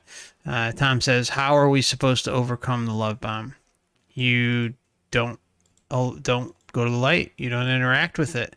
You don't go down, if you find yourself hurling down the tunnel, refuse to, or if you find yourself in the void and see the light in the distance, the love bomb, it emanates from some source of light. That's what's shown over and over and over again. So you do not allow yourself to get interested or curious about what the light is. And one of the things I'll be going over in this month's member stream are things like that, like where there seems to be this programmed thing inside of us that the light is home. And I've shown endless examples of that on the channel already, but there really seems to be that, like, it's like we're destined to go to the light because we keep repeating this same process over and over and over again. And home is so often compared to being the light or being God or being whatever. And if you are proactively saying to yourself now, using your intention to not go to the light, not interact, refuse any and all interactions, you'll be fine. But I think without the knowledge and wisdom of how this place functions, it's easy to see how we keep falling into this cycle of death and rebirth over and over and over and over and over again. And so we're fortunate enough to live in a time where we have access to all this data and can see the general functionality of how this place works. And there is no doubt in my mind that the light is the reasoning behind everything and how we end up cycling back here. The light is responsible for the memory wipe too. So, yeah, because what we know about the light is any NDEs that we hear about, if they go up to the light and come back from it, we hear from those people. But the ones that go any further, we never hear from those never again. Hear from them. Yeah. Yep. And I mean, So somebody will say like, oh, well, you know, like what about those who didn't come back? It's like, no, they're gone. Or they're working on their next incarnation. They've been memory wiped. I mean, it's like we don't get that information. Yeah, so at the very, very least, we can surmise that there is basically an eraser as you go for. That's the best case scenario is that that's the only thing that happens. You lose your memory when you go through. As for anything else, we don't know because again, we don't hear from these people. Yeah, we don't. We're you know hopeful. We just hope that they've liberated themselves. Yeah, but just do not interact. No interactions. Just remember, like you there has to be a move forward towards the light. Now, if you find yourself in the tunnel, and again, like set yourself up now. Apply your intention to, you know, you're not going to even go down the tunnel. You're not going to end up in the matrix void. You're not going to allow you know, your deceased loved ones or the light to be visible, even in the distance. None of that. It's simply not allowed. Put your intention out there and make it fiery. Nothing. Yeah. It's non-negotiable. Like, again, hold it within and do not ever waver. That's why, I mean, I'll just one more thing, Robert. I think the only thing really, that's why I think it's important for everyone to kind of get to the point where they see. They don't have to necessarily believe, but they have to at least see that if this is happening and that this is a likely scenarios to what's going on with the whole system, that the light is responsible for this continual falling down of death and rebirth and indoctrination and memory wipes and on and on and on, and then the soul school, the soul classes, and the ascended masters and the council of elders and the pre-birth stuff and the life between lives and all this stuff. It shows itself in a big way. So if you have that knowledge and you're applying your intention now relentlessly, there's like I don't think there shouldn't be a point where you're saying, well, I hope I don't reincarnate. Well, I hope I don't have to go to the light. If you're saying that I hope this or I hope that or I'm this and that, then there's doubt. You do not want to leave doubt. I mean, I think that's where they can exploit us. Am I going to sit here and say that that's going to happen every time? No, but I think if there's someone's on the fence about their own sovereignty as a creator being, then perhaps that could be a very, very detrimental situation to the individual. And that's why I say, hey, go out, do your own research, prove this stuff to yourself the best way you can. You know, check out Wayne's site, check out Dan at Overwatch, check out my channel, you know, do your own research, plowing through different experiencer types, not just NDEs, but all sorts of experiencer cases.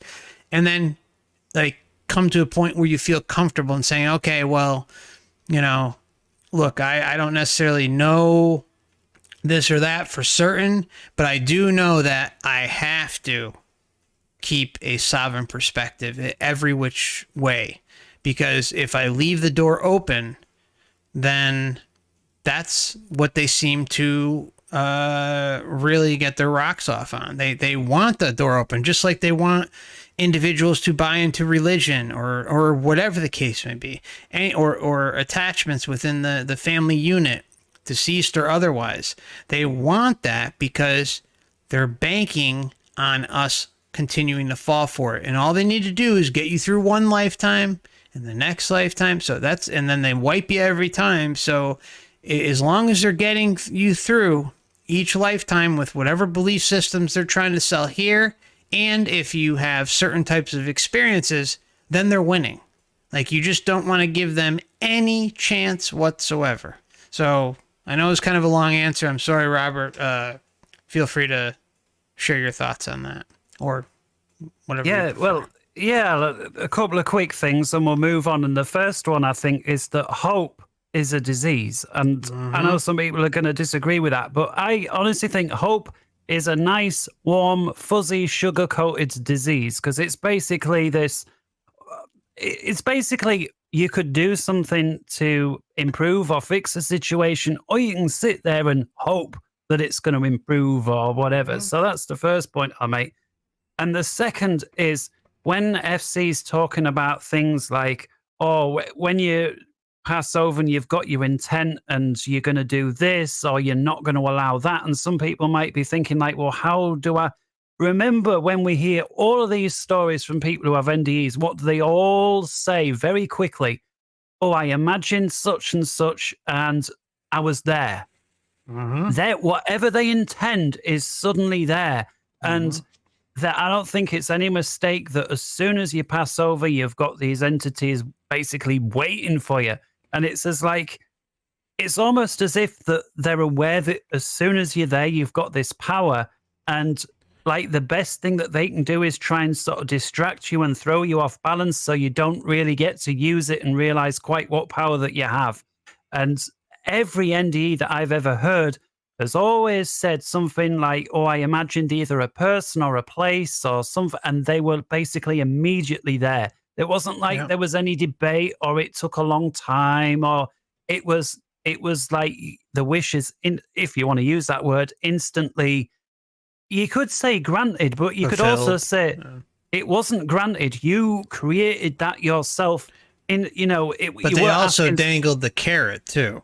They always kind of dangle the carrot. So it's like, that's why, like, if you don't allow yourself to even get there in the first place, you're already protecting yourself. So, like, a lot of times they'll say, oh, look down, or, well, what about this one back on Earth? What about that one? So they set up the scenario for the individual to give themselves away.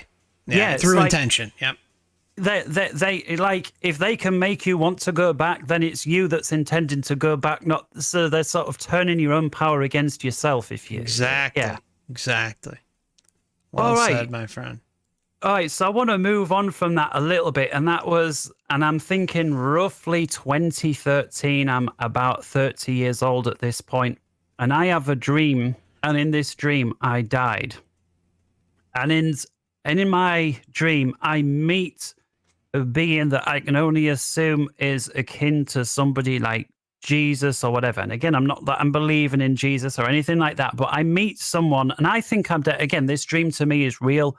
I think I've died, and I meet, let's just call him Jesus for argument's sake. We all know what we're on about.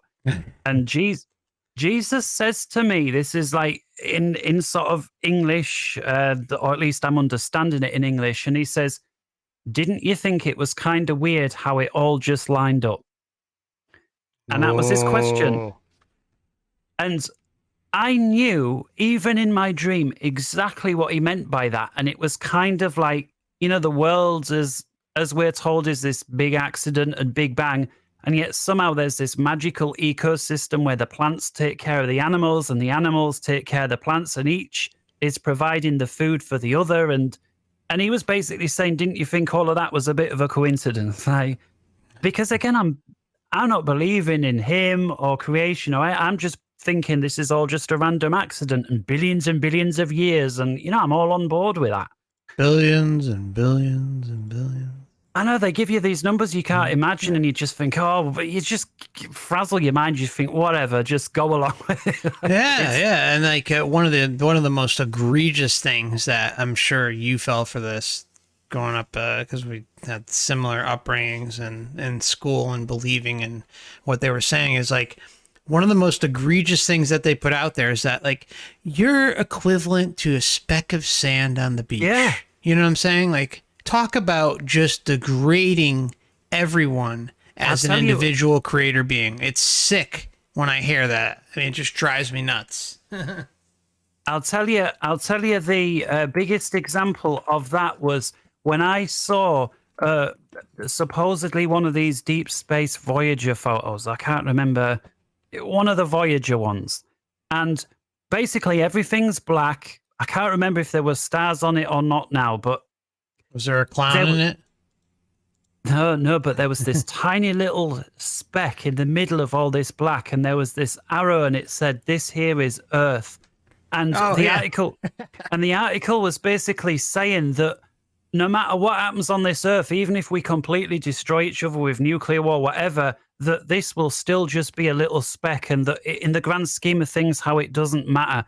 And I remember how small that makes me feel like nothing what you do possibly can change the fact that you're just this little speck in the middle of black. And that was, it worked. It worked. I've got to hand it to the arseholes that writ it. They achieved their objective. Yeah, that's messed up. Yeah, everything is about degrading us and who from and what start we are. To finish. Yeah, from beginning to, yeah. All right. About 2014, I fall asleep with my now ex-girlfriend, but we're still in this little flat just because, for living purposes. And I'm in the living room, in the chair. She's in the living room on the sofa. And I wake up with that same feeling of terror that I experienced a year or two before when I saw that thing climb out of her. Except this time, I'm not frozen. I can move. And there's nobody else in the room except for my girl or their ex-girlfriend. And she wakes up as well. We both feel this utter terror. And I can't describe it, like something's not right. And again, it's like your head's in between the jaws of a lion, except there's no lion there. There's no sound. There's no smell. There's no nothing. And we're trying to, and this is like 3 a.m. or whatever it was. We've just been woken up to whatever this horrible, horrible feeling is. The most wrong, I don't know, like the pit of your stomach, something's wrong, but mixed in with sheer terror. It was the weirdest, horriblest feeling. It's going to wake anybody up from just that feeling. And as we're looking around trying to figure, and everything seems fine, and there's no bang, nothing's out of place, right in front of me, between my legs on the floor, it's a wooden floor in there, is an upside down Coca-Cola bottle. It's like a 2-liter bottle. It's half been drunk, and it's balanced on the red cap on this wooden, and it's between. And I look at this together with what this waking up, and I absolutely just shit myself. I'm terrified. Like they're just in the words for what I'm feeling. Because again, it's not just, at this point, my atheism whole, none of that spiritual, none of that exists. And that's starting to be shaken by some of these events. And to me, one of the biggest fears I had about, if I hear about ghosts, and, I'm for ages, I tried to just, I ignored it, didn't believe it. But now now it's not a case of not believing it. I'm trying to ignore anything to do with, quote, ghosts. Because to me, a ghost was, if you die, and your body's gone, now you're a ghost, and that could be trapped here forever. At least I'm thinking something like this. And so the whole idea of it terrifies me. I want nothing to do with it. And now that I'm seeing this upside down Coca-Cola bottle balanced in front of me, that's somehow exploiting physics, because you can't balance an upside down Coke bottle on its red cap on a wooden floor, but yet here it is. Wow. And I didn't feel safe in that flat ever again. And subsequent to that, randomly I'd walk around and there'd be like a snapped in half pen on the floor, and Just little things like that. 2 or 3 days later, or whenever it was, my housemate, the girlfriend there's actually preparing. I'm mixing up these terms because she's no longer my girlfriend now. She's just my housemate, but she's cooking a dinner and I'm doing whatever it is in the living room. And I drop some metal scissors on the floor, and they're the type that have got like the rounded handles, all pure metal. And the scissors land on the round handle bit, so not the sharp bit, but the round handle, again on the same wooden floor as where this Coke bottle was. And the scissors just balance on this round handle. They don't fall this way, they don't fall that way. They're somehow as if there's like a magnet holding them into position. That's the only way I can describe it, except obviously there's no magnet, it's a wooden floor. And I just didn't feel safe there anymore. I just wanted to get out. It felt to me, and I know it might sound ridiculous coming from somebody that don't believe in this stuff, but I'm slowly being forced to start to believe in some of it. And I'm thinking, this place is haunted. I just want to get out. I didn't like it. I didn't like what was happening. And it was soon later that I was able to leave that flat, thankfully. And the weird kind of, let's just call it ghostly things or whatever you want to call it, thankfully stayed there. Now, was it a haunted place or was there some sort? I can't say. It was just, I didn't like it anymore. I hated the place. I just wanted to leave, and I did. Damn. So with the Coke bottle, what are your thoughts on that? I mean, so it's defying quote unquote physics, and anything else you can kind of add about that experience? Well, looking back at it, it to me feels like, again, the only way I can describe it is like some sort of entity or something.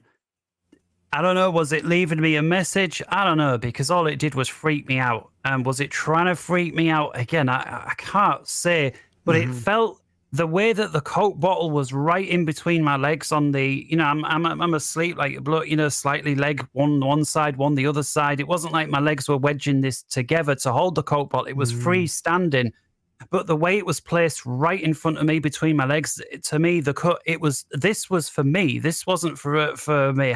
This message or whatever it was, or I don't know, messing with my head, whatever, it was intended for me. Otherwise, the Coke bottle would have been over by her or would have been anywhere else. And I remember, I was just so afraid. And again, nobody in my sort of circle is interested or wants to hear it. And I'm sort of desperately looking for somebody to who can basically tell me it's okay. Like, because I'm freaking out. And I remember saying it, I can't remember where it was online, who knows. And I just remember getting this response from somebody that was like in all caps, and it said something like, "You need to pray to Jesus" or something. And I appreciated that that the person means well, but it was like, honestly, it would have been that it was the last thing I wanted to hear. I guess I just wanted somebody to tell me it would be okay. And I know some people, they when they talk about praying to, and to them it really means something. And oftentimes people draw comfort from that, and I'm not disputing that at all. But for me, it was completely the opposite thing. To me, it was almost like, oh, you've told me something ridiculous, so I'm going to tell you something ridiculous back. That's almost like what it was. And it was, and I know some people, might be a little, but to me, that's where I was at the time. It was horrible. And I was so glad to get out of that place.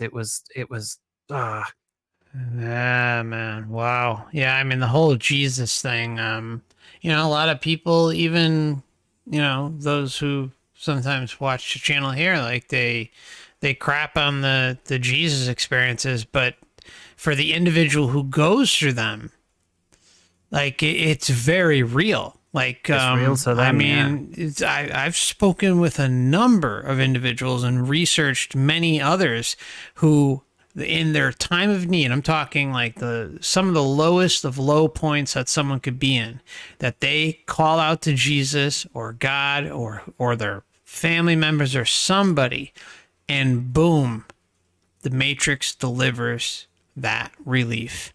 And what it does is it reinvigorates them to continue going on. and to get out of that rut. But it usually doesn't occur unless someone's already kind of in the pits, right? Like really, really low. But they're very, very real experiences. They're, of course, deception. There's a reason behind them existing. Just like in NDEs, obviously, with the belief-based systems coming forward and the matrix kind of adjusting itself to and customize the experience for the individual. But I truly feel like if you run across, and I've seen it many times in these experiencer cases, regardless whether NDEs or not, just some sort of like profound experience that someone has, you get someone who is a customer for life, or at least this lifetime. And the experience is so profound and amazing that that's all they need in their life. That's all they need to continue moving on and stay stuck in the deception. And that's what the Matrix banks on. It banks on being able to pick up those types of individuals so that they don't, hey, you're going to deal with all this sorts of trauma and horrible shit going on. And then you're going to be at your wit's end, and you're going to call out to Jesus or God or Buddha or Muhammad or your family, deceased family, whoever. And all of a sudden, express delivery overnight, not even, instantaneous delivery, you get what you put out for. And then in turn, the customer for life comes, and that's it. That's all. That one moment could be the deciding factor to whether someone stays or leaves here for good. And most of the time, it's going to result in someone staying. So I don't know if you wanted to add anything else before we kind of go into our second break here, but I want to give you the floor. So anything else you want to add before we move on, Robert?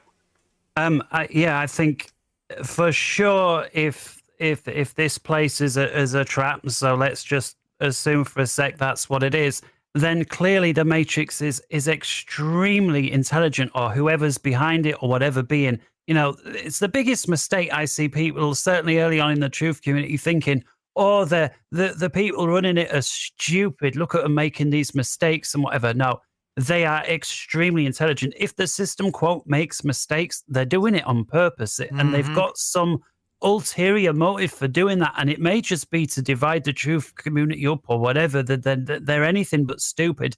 And if the ultimate beings behind this, and let's assume now it's a loosh farm and that's why we're being stuck here or whatever, of course they're going to have a deception waiting for you, especially when you're at your most powerful, let's argue. And vulnerable.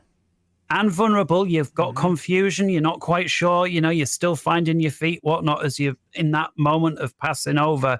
Of course, they're going to try and trick you into you using your own powers to basically bring yourself back right round. I mean, they're going to do that. Why wouldn't they? Yeah.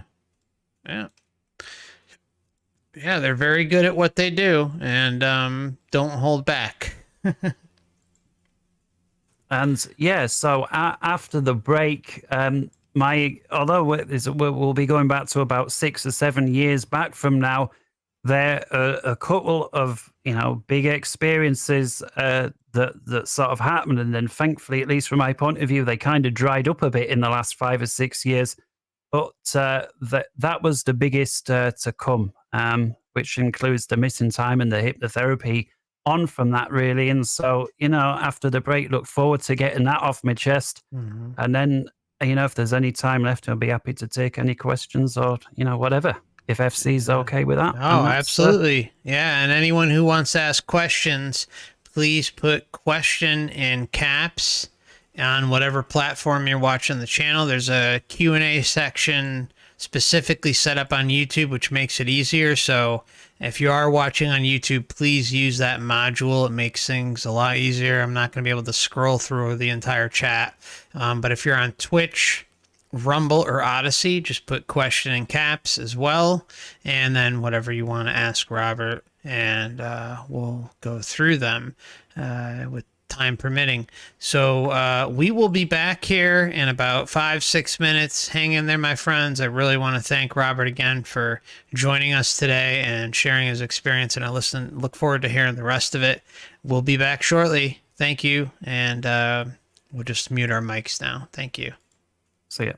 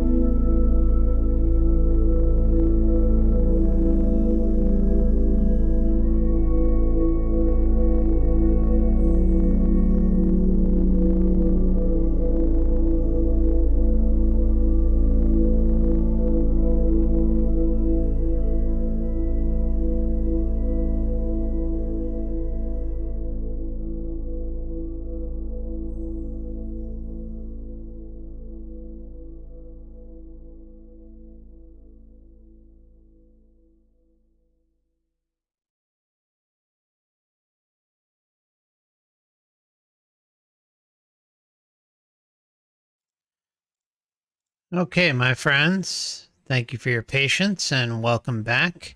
Yeah, just to clarify, the last stream, which was a hell of an NDE, that the full length version of that is available on Odysee, Rumble, and Twitch. On Twitch, it will only be available, I think, for 30 or 60 days because they don't keep videos, which sucks. But Odysee and Rumble and even Twitch, I put the timestamps in each of those. So, but they're the full length version. So if you watch the first hour, just use the timestamps to navigate and make it easier to view. And Odysee, what's great about that platform is they have a timestamp module like here on YouTube. Like in every single video I put on YouTube, you'll find timestamps, and there's a convenient module that is on the side, and you can just navigate very easily through my videos. Like you can skip the countdown clock, you could skip the breaks. I try to make it as easy as possible for everyone watching, and Odysee has the same thing as well. Rumble, I post the timestamps in the comment section as well as in the description, but you're going to have to manually scan through them. And the same thing with Twitch. I put it in the description. There is no comment section in Twitch, but they're there. So everything's available to make it easier for you to kind of scan through the videos. And then of course the first I don't know, hour and 20 minutes or so is also available on YouTube. And just to kind of give you guys a heads up, unfortunately with YouTube, they're changing things like crazy and making it ever more increasingly difficult to do things here. And so some streams will be, you know, that you'll find the first 75 or so minutes, and then everything else will be on the other platforms. And the reason I'm doing that is to protect the channel. I know some don't like it. I mean, I love YouTube as far as like the features, the convenience, the reach that it has. It really is a great platform in that respect. But let's, you know, as someone who puts out content and pays attention to what happens here, you just got to be careful. And what I'm trying to do is spread the word across multiple platforms. And I'm sorry, but the only way to kind of do that and protect the channel and myself and the information is to kind of spread it out. So I hope you all understand, and you know, again, it's all about the information. That's really what it's about at the end of the day. And I'm not going to put everything at risk about sharing everything and hold back when I want to talk about certain things. So I hope most of you understand that. I also want to, before we move on and connect back with Robert and continue on to segment 3, I want to give a big, you know, I think everyone should kind of send out some warm support and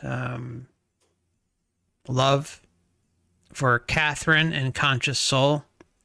Catherine's going through a hell of a time right now, and really, really difficult time. I'm not going to share what she's personally going through because she, you know, we haven't talked about me kind of going into any detail about that, but she's having a rough go at it, and could use some good intentions. Send it her way. And I know Conscious Soul is going through a lot as well right now. So please keep them in your thoughts. And they're both going through health issues. And so, yeah, just want to let you two know that I'm thinking about you, and you're in my thoughts. And I hope things are okay or turn out okay. So, before we one more thing before we continue. I just want to let everyone know that the monthly members live stream is going to be, the next one will be on Sunday, February 26, 2023 at 7 p.m. Eastern Standard Time. So that's not going to be this Sunday, but the next Sunday. And if you're interested in joining and getting a little content each month, you can join memberships here on Odysee or YouTube. And I will be kind of throughout the year perhaps adding some additional content on Odysee on things that I just can't talk about here. So maybe worth considering checking out Odysee or YouTube, whatever you prefer as your platform, but you might get a little bit extra over there because there's just, my hands are tied in certain situations. Your support is always appreciated, but never expected. There's also a Stream Elements link. There's YouTube Super Chats, Odysee Hyper Chats, I think they call it, and there's Stripe as a way to support the channel if you'd like. I know YouTube takes like 30 some odd %. So Stream Elements and Odysee are always appreciated if you're interested in supporting the channel. And again, I appreciate it, but never expect it. And memberships on Odysee and YouTube include the monthly members live stream. Sometimes we'll put out early access videos and then Discord access. And Discord access is available for those who don't have anonymous names because of trolling and data mining. So just trying to keep a reasonable and a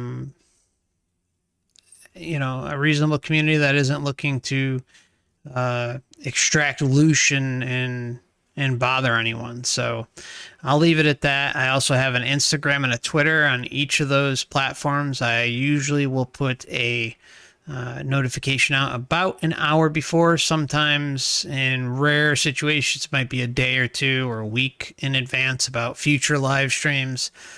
And then I also have a D Live, which I really don't use all that often, but if you happen to have an account over there, feel free to join.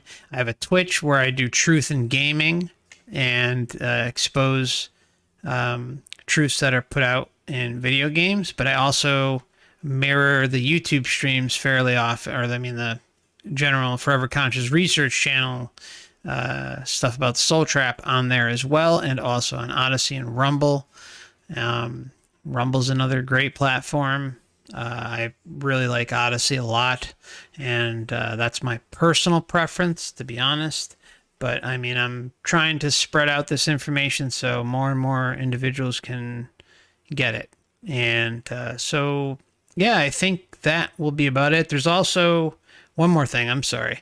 I'm working on a website. I know I've said that for a long time, but I'm still working on it. And that damn thing is going to come out this year, come hell or high water. I promise it's coming out this year.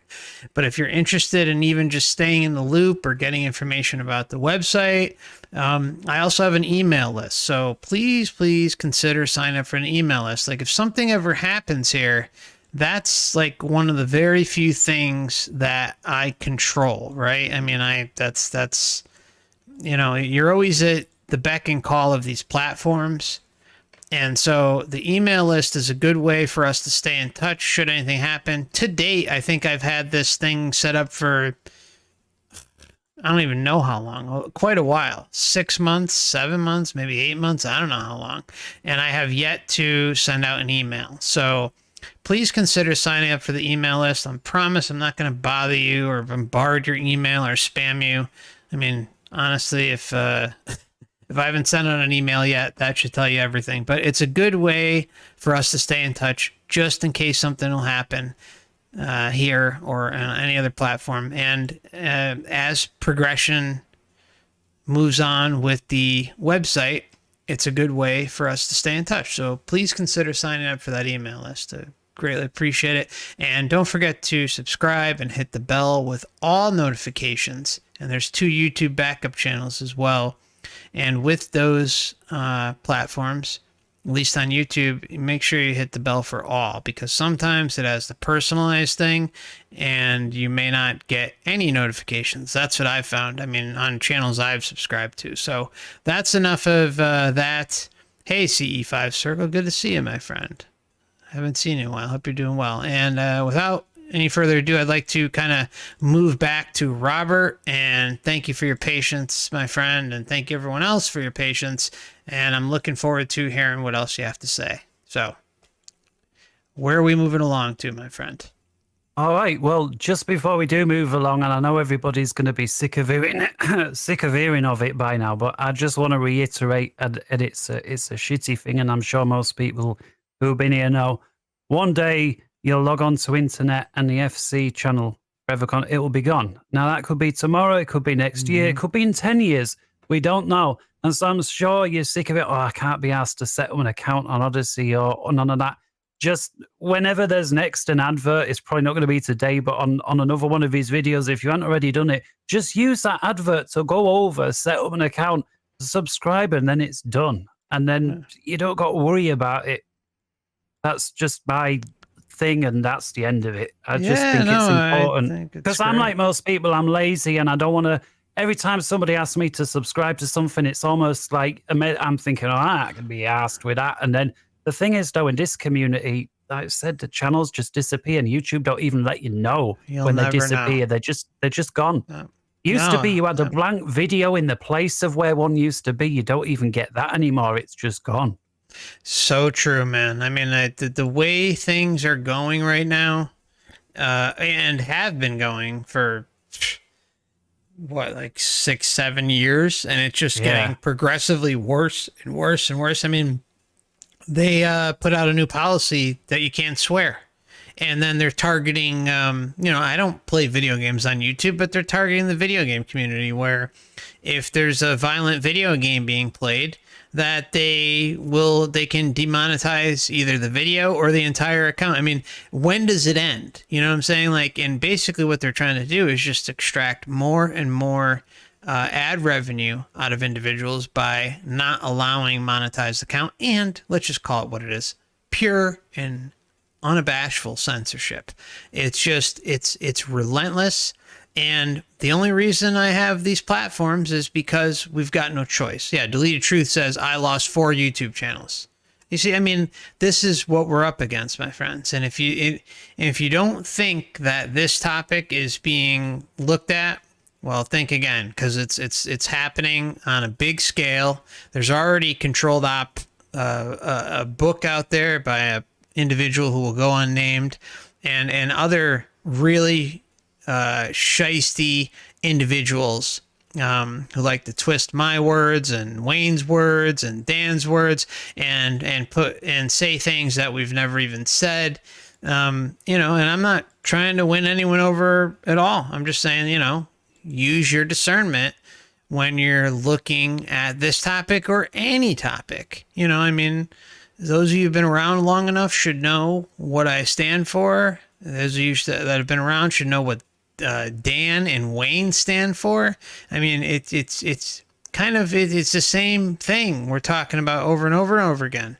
And we may have varying opinions on different things, and that's fine. But in the end, it just amazes me how certain individuals can be so easily swayed by someone who says things that I've never even said. It's a real joke, and it kind of I don't know. I'm not even going to say anything else. But the point is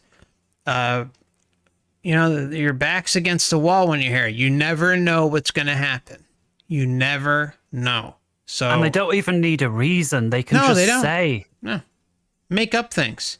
I mean, I had a video that I put out. I'm not going to give any details about what it was, but it related to the thing that's been going on the last few years, okay? And it was all, I'm telling you, literally all mainstream headlines. and it had to do with how 33 was involved with it. And I got an email saying, we took down this video, and it said in the, I should try and bring up the email, but in the email it said, we think that this video violated TOS. And so we took it down. But if you want to fight it, you can go ahead. I didn't fight it because at that point I didn't care. It's like, you know what, the video's out there. It did its job. And you know what, the thing is it's always best to kind of just stay below the radar with all this stuff, right? Like, you don't want to cause issues where there's no issue. And if it's a video I don't care about, that, you know, who cares, right? I mean, it's just let it go. It's available on Odysee. I think it's available on Rumble. I know it's on Odysee, but it had to do with that number being in the headlines and how it related to the last few things. And it was all mainstream articles. And they have the gall to send me an email and say, we think that you've violated terms of services. And I'm just sitting there. It's like, oh, well, you think. And it's like, it really blows you away, right? To see it like that. So anyways, it is what it is. I don't want to drone on too much about it, but hold on. I think I've here we go. Hold on. I have it. I found it. Oh, I didn't forget. All right. We don't need to go over this. The point is it happened, and you never know. You're at their beck and mercy. And what they do is they change the rules, right? So you can, I mean, the one thing I've always been really careful about on this channel, or anyone who makes content on YouTube should always be aware of how things change month to month, year to year here. But what they do is they change the policy. All right. And when they change the policy, they can retroactively go after you. So even though you followed the rules in past agreements, as soon as the new agreement is drafted, they can go against you in the last one and target your old videos. I mean, really, talk about like the pinnacle of being unfair and just horrible.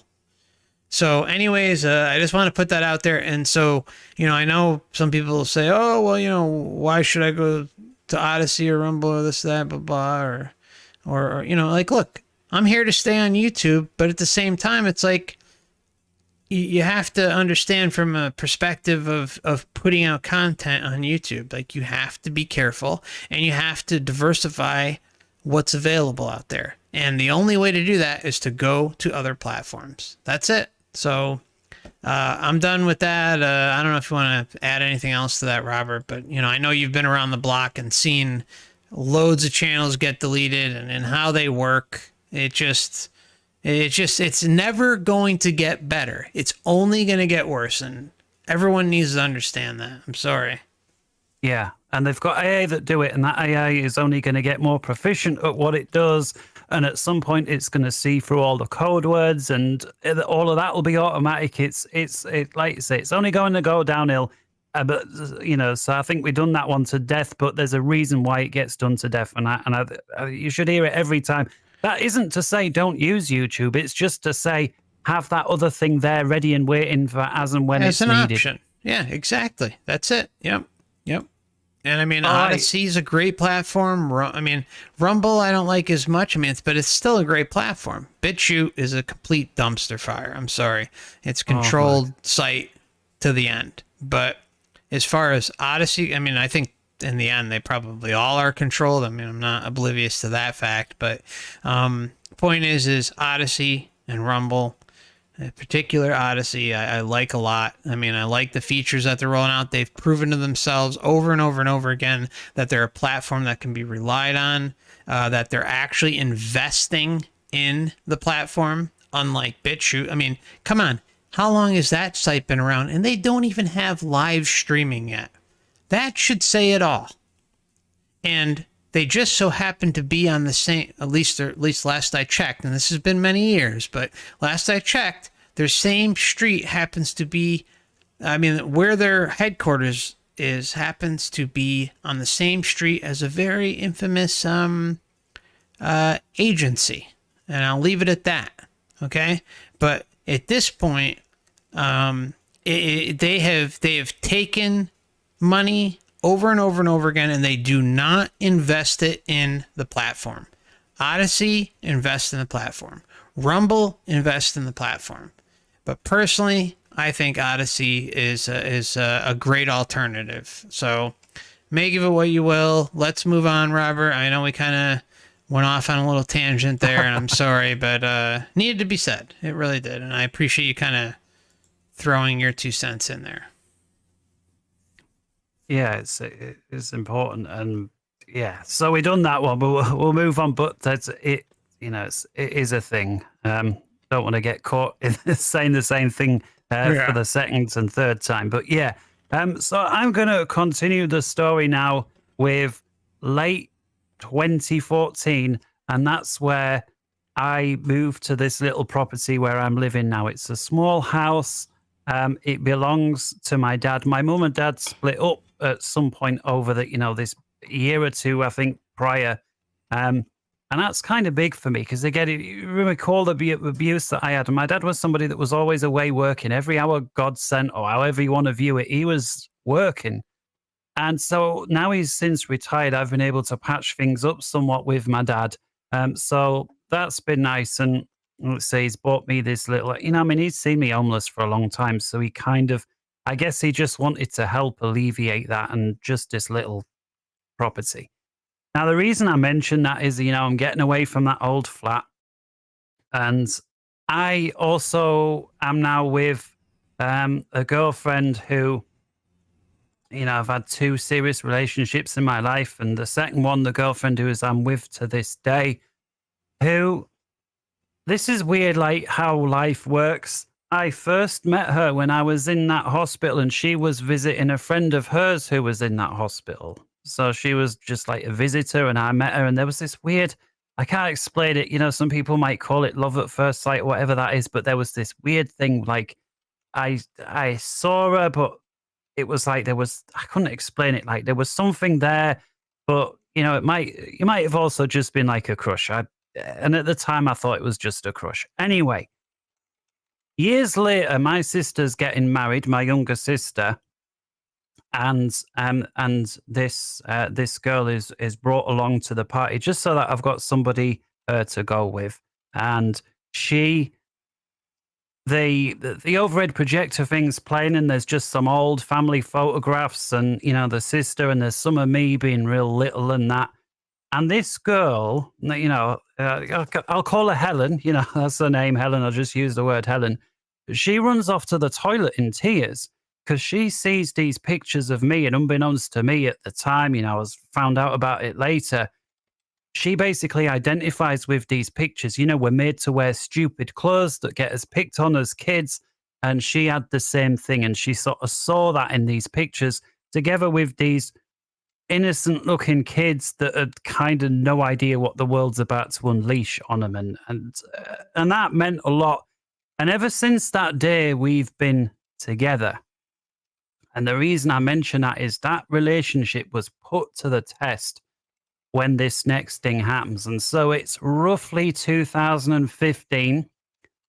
My ex-girlfriend, we went our own separate ways.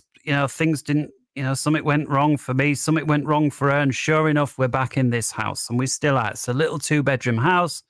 She has her own room, but the point is, we're living together again. It's late 2015. My girlfriend's just been round to see me. We've been doing, I don't know, whatever. She's about to leave. And I say to her, she's going out the front door, text me when you get back home. We're at that sort of stage where if we're not together, we're always texting. I mean, we still do text a lot, but not like it was back then. Off she goes, and I turn around into my home, and I turn on the computer. My housemate's in there. She's sat on the chair next to me. She's reading her book. The computer turns on. There's this error connecting to the internet. There's something wrong with it. Won't connect. And I start to go into the settings to try and figure out, I'm looking at the modem or whatever, the light's on, so it should be working, but it's not. And I open this, and for some people who are sort of up on their computer Windows kind of thing, you've got the control panel, but then you've also got the advanced system administrator properties. It's like a separate from the control panel. And in there was this counter, and it's right near the top, and it says uptime. And anybody that's done anything with networks or anything, you'll know this is how long the computer's either been on for, or if you reset it, when was it last reset? And it should have said something like 5 minutes, because I've just turned this thing on, it didn't work, and I've now spent 2 or 3 minutes trying to troubleshoot it. And it says 45 minutes. And so that's my first inkling that something isn't quite right. Now, before I have chance to say anything else, or, well, I didn't say anything, but before I have chance to figure out anything else, certainly before I say anything, my housemate exclaims, "Wait a minute, that can't be right." And I say, "What?" And she says, "It's taken me almost an hour to read the last page of this book," because she'd been reading whatever book, I don't know. And so I proceed to start telling her about what has just happened with me and this computer, and the fact that that says 45 minutes. And I'm already starting to freak a little bit. Something weird has just happened. I mean, if it had just been me and the computer, I could have maybe written it off as, I don't know, I imagined it, or the computer skipped a beat somehow. I don't know. She's obviously going off the wall clock.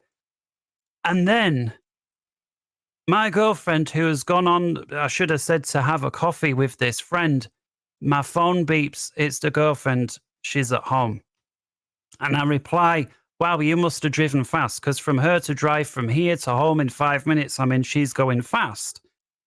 So I assume she drove fast and that a friend must have cancelled, because, she only left 5 minutes ago. She says, "No, but we were sat having a coffee for half an hour, but I'm home now."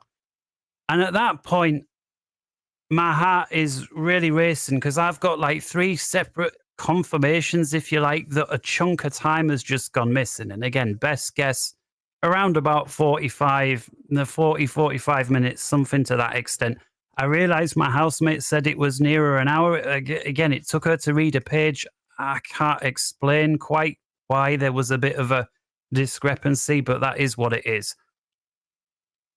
Now, I'm thinking, and I realize this is like, but I'm thinking, is there a chance that somebody came to the door, hypnotized us so that we would forget that somebody came to the door, and then cleared something out?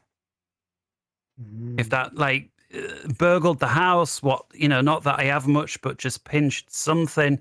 I can't quite say exactly, but my thoughts were all over, but my heart was racing, needless to say. I'm sure. Jeez. And then the next day, I'm just sorry that there we go. The next day, I began to notice that there's something not quite right with me, and something is not quite right outside. And by outside, I mean the people. And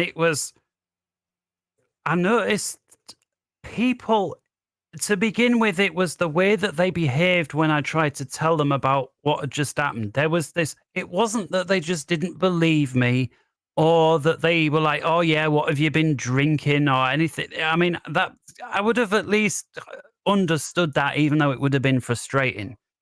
It was this almost angry response to what I was telling them. Like, they were angry. They didn't want to hear what had happened, and it made them angry. And I remember thinking this was really bizarre. Like, why would you be angry at somebody else telling you what's happened to them? And it wasn't just one person. It was, I wouldn't say it was everybody, but it was a theme, and it freaked me out, because it was now the two things are weird. There's the missing time, and then a day or two later, the way that people are responding to this is bizarre. And very soon after that, and I'm just talking a few days, I became really ill physically. And I wasn't ill before. That's terrible. In the physical sense, right? And I am it's one of these weird conditions that to me was a weird condition anyway, where if you look or test somebody, there doesn't seem to be anything wrong with them, but they've got no energy and they're laid in bed all day, or laid, with no ability. And that's what it was. It was like I didn't even have the strength to sit up in a chair, so I couldn't even play my computer games, which was like, so there really was something wrong. It was like, from the way that you would measure me, and that laid up all the time. And I know I alluded to this right at the start of the interview, is what gave me all of that time where very quickly run out of things to watch on, Netflix or whatever it was. And I'm now, and again, this is just before all of that censorship begins as well. And I'm researching topic after topic. And one other thing I want to mention, and I've got to be careful how I say this, but years and years ago, there was all that, I was feeling so depressed. I was taking, let's just say, what the doctor prescribed religiously. That's how I'm going to say it, because I believe that's more than enough. Yeah. Because I believed in all of that. Let's say it like that. Sure. And that had begun to cause side issues. Let's say it like that. And one of these side issues was memory trouble. And it used to drive my girlfriend insane, because we would go somewhere and then like 3 or 4 months later, she would say, "Oh, do you remember when we went to such and such a place?" And I couldn't remember it. And this was more and more. And sometimes it was so bad, and I'm not exaggerating when I say this, that if I'd recently had one of these things and it was like on its peak or whatever, somebody could be talking or asking me a question, and by the end of the sentence or the question, I had forgotten what they'd said on the first half of the question. That's how bad this forgetfulness got. After this missing chunk of time, this issue was 100% resolved. So it was like, That's so wild, man. it's like, we're going to take away all the memory problems that you've got, but in return, we're going to give you this physical thing, and it's just going to make you wipe out and lay there. But my God. And as well, somebody that all that they wanted really was to be left alone and playing games. I'm now got this new drive, and I've got no idea where it's come from. And I start researching. I hadn't done any research apart from that one thing that we spoke about years previous in that New York thing. Now I'm looking into any topic at all. I don't care what it is. If it's got the, the conspiracy thing on, I'm there. And again, because I can't do anything, I can't even sit up. I can't, I'm day after day, week after week, month after month, I'm laid there researching every single thing that I can think of. And it's granted, it's all sort of grade 1, level 1 stuff, all the stuff that we, or most of us, will have been introduced to when we were new to this years ago. And, most of it, I've since, I guess, is a red herring and that, but that's where I was. And so, and I said this in my recording that I shared a few days ago, and it is so true, at least from my perspective, is I feel like I was forced to wake up from this event. Like, whatever caused this event now, whether it was in my live script, or whether I'd somehow prearranged it, or whether some outside entity, or who knows what, but whatever that thing was, I was not the same. And so even though the people who I told didn't believe what I was saying or didn't want to hear it, there was one exception to that apart from my housemate, because obviously she had the missing time as well. And that is, my girlfriend saw this profound change in me. So she saw somebody that was having these memory troubles is suddenly got a memory that is remembering everything that is learning on all these videos, which she can't understand. And number 2, she sees this drive in me to learn all this stuff, whereas previously I had no interest in any of it. It was just crazy nonsense. And so that caused her to kind of, even though she didn't believe it or didn't want to believe it, there was like, she had this thing that, well, there must have been something. And that tested over the course of the next year or so our relationship to the very brink, because I was talking, I don't know how many other people done this, but when I was researching, I'd find out all these new things. I was trying to tell her. I was like, look at they're doing this and they're doing, and she didn't want to hear none of Of it. Like, course. Yeah, that's the worst position to be in. and the more she didn't want to hear it, the more I tried to tell her. And I know that breaks up so many people. And I'm telling you, we were dangling by a thread, man. I was torn. Like, I wanted to keep her, but I wanted to warn her at the same. Oh my goodness, it was hell. That was I never felt so lonely as in that year. It was awful. I'm so sorry, man. One day, and I'm telling you, it's about a year. A year later, there's one other thing I want to talk about, but let me just, while I'm on this topic, she comes round and she says to me, now she's my name's Robert. She's the only one that calls me Bobby. She always has for some reason. She's the only one who I quote allowed to do that. And she says, Bobby, and she's got this sort of serious look on her face. And she says, I have noticed something. And my ears prick up and I'm like, what? I'm almost excited to hear it. Not that I want her world to collapse, but it's like, finally, I'm not alone, because I know nobody in the quote real world that has any of this. All that I know is people on YouTube talking about things that I don't know. I can't get in a room with them kind of thing. They're all just, there's a voice out on the internet that maybe has the same opinion and that's it. And she says to me, I've noticed that the time has sped up, and I say by how much? And we both agree on this, that what used to feel like an hour is now 20 minutes.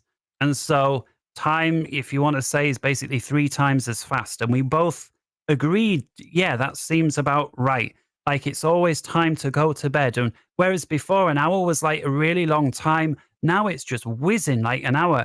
And I remember thinking, but you know what's really weird? It's like a train from here to wherever, it still takes an hour to get there. And it doesn't seem like the train's going 3 times as fast. So I'm trying to square this away. Like, how can time go faster, but yet the speed at which you travel seems anyway? I don't know why that is, but it was just something that I remember trying to reconcile. And then the other thing that she said to me was, and this is the other thing that began with me once I had that quote missing time, was the whole I'm not sure for security, but the whole South African president thing, with the effects. No, that's fine. And she had noticed that some of the things in the Bible had changed. And I remember that her parents were into this and they had this big old Bible that had been handed down. And I said, the Lord's Prayer. And we knew what the Lord's Prayer, and specifically the phrase of, because we used to have to say this at primary school, something to do with forgive us our trespasses as we forgive our trespasses against us, something like that. And that is now forgive our debtors as we forgive debtors, or something to do with basically money and debt. And she goes and looks in this Bible. She says, oh, no, it won't be in there because this Bible's really old and handed. That's a new change. And I'm saying, just trust me, the thing has changed. And she looks and she realized, oh, my goodness, it says this thing about debtors and how can this be? And that was then the day that the girlfriend that I had that had since turned into this, like most other people, this somebody into that I almost didn't recognize. And after that day, within the space of a few days, that was the start. Within a few days, I can't explain it any other way than the girlfriend that I had that I knew was back. Like, I now know the person and she is exactly the way that I remember it a year ago. And I was so happy. And since then, she's woken up to quite a lot of, lots of different issues. I'm not saying she's up on board with this stuff quite yet, maybe in a year or two, but and the difference it makes to have somebody in your life that is more or less on the same page, I'm telling you, is you go from the loneliest person in the world to feeling like you're a team. Like, it's the difference is just day and night. And it, to say I feel lucky to have her is an understatement. It's like, it's just the most biggest thing that has made the biggest difference from being somebody that's depressed and lonely to somebody that feels like, I'm here and I'm not completely alone. Absolutely. Yeah, no, you need someone to be able to talk to. And some of us find it online. Some of us are fortunate enough to have it in our personal life with our girlfriend, boyfriend, wife, husband, children. I mean, parents, relatives, whatever the case may be. And I think it's really important to have that outlet available. Regardless of how near or far they may be. I mean, if you can get someone in your real life, outside the internet, that's makes it so much easier. And because you have at least someone that you can talk to about these things. So I'm happy that you have that. I really am, Robert. Yeah, and I realize and appreciate that that isn't always a normal thing, and that I'm really lucky and I'm thankful for that. And to say it makes life 100 times easier is no understatement. I'd say at least to have that one, but even if they're not on board with everything, the fact that you can be on board on half of the things and you can start working from there is massive. Absolutely. Yeah, I mean, it just makes day-to-day living so much easier. It really does. I mean, yeah, so I'm really happy to hear that. I mean, I'm fortunate enough to have that with someone I care about, a few individuals I care about deeply in my life. But yeah, good for you, man. That's makes life so much easier. And if any of you out there don't have that, that's okay. There's our community. There's individuals out there who are more than willing to talk. It depend. Not everyone is fortunate enough to have that. So just know that that's why we're all here, right? So we can talk and bounce ideas off each other and not worry about being judged or chastised by those in our offline life. Yeah, and if you like on say for example the Discord channel for Forever Research Conscious here, if you can find one person on there that says kind of like, I'm alone and you're feeling a bit alone, I mean, reach out to that person. And it's not just like you got to just talk on there. I mean, if you get going a little bit, you might start emailing. And I'm telling you, if you don't have anybody in your life like that, it makes a massive difference. Even if it is just one person that you're writing to and sharing it just, there's this aloneness feeling that even if it is on the other side of a webcam or whatever, it helps. And I can't emphasize that enough for people, because I know I felt so alone that year, and I wished I had taken my own advice from now and I could send it back to myself, because it would have made that hellish year just a little more bearable. Yep. It's Now, really well said. I want to, just before this year that I'm talking about came to an end, so I'm talking roughly spring 2016, I had my one and only out of body experience. And this experience is what first drew me to the entire NDE community, if you want to call it that, because it was the nearest thing that matched with what happened to me. And so I'm still laid up, I'm struggling with, I can't sit up or whatever. It's not like I can't move at all. It's just the energy required to move or sit up is so much that once I've moved to either go to the toilet or whatever, I'm just laid back down. That's how it was. Now I get up to make a drink. My housemate's in there reading or whatever it was she was doing.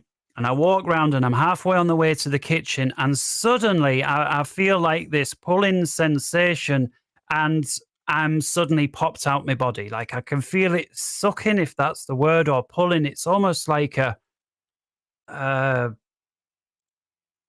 almost like a swimming underwater, that weird sound in your ears. I sort of hear that for a brief moment, and this, I won't quite say like when you're falling asleep and sometimes you suddenly jolt awake and you slap back into your body real suddenly. It was a lot more subtle than that, but about as quick as that.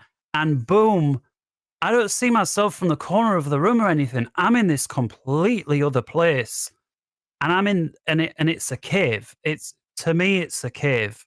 The stone wall, it arches over the top. The floor is this.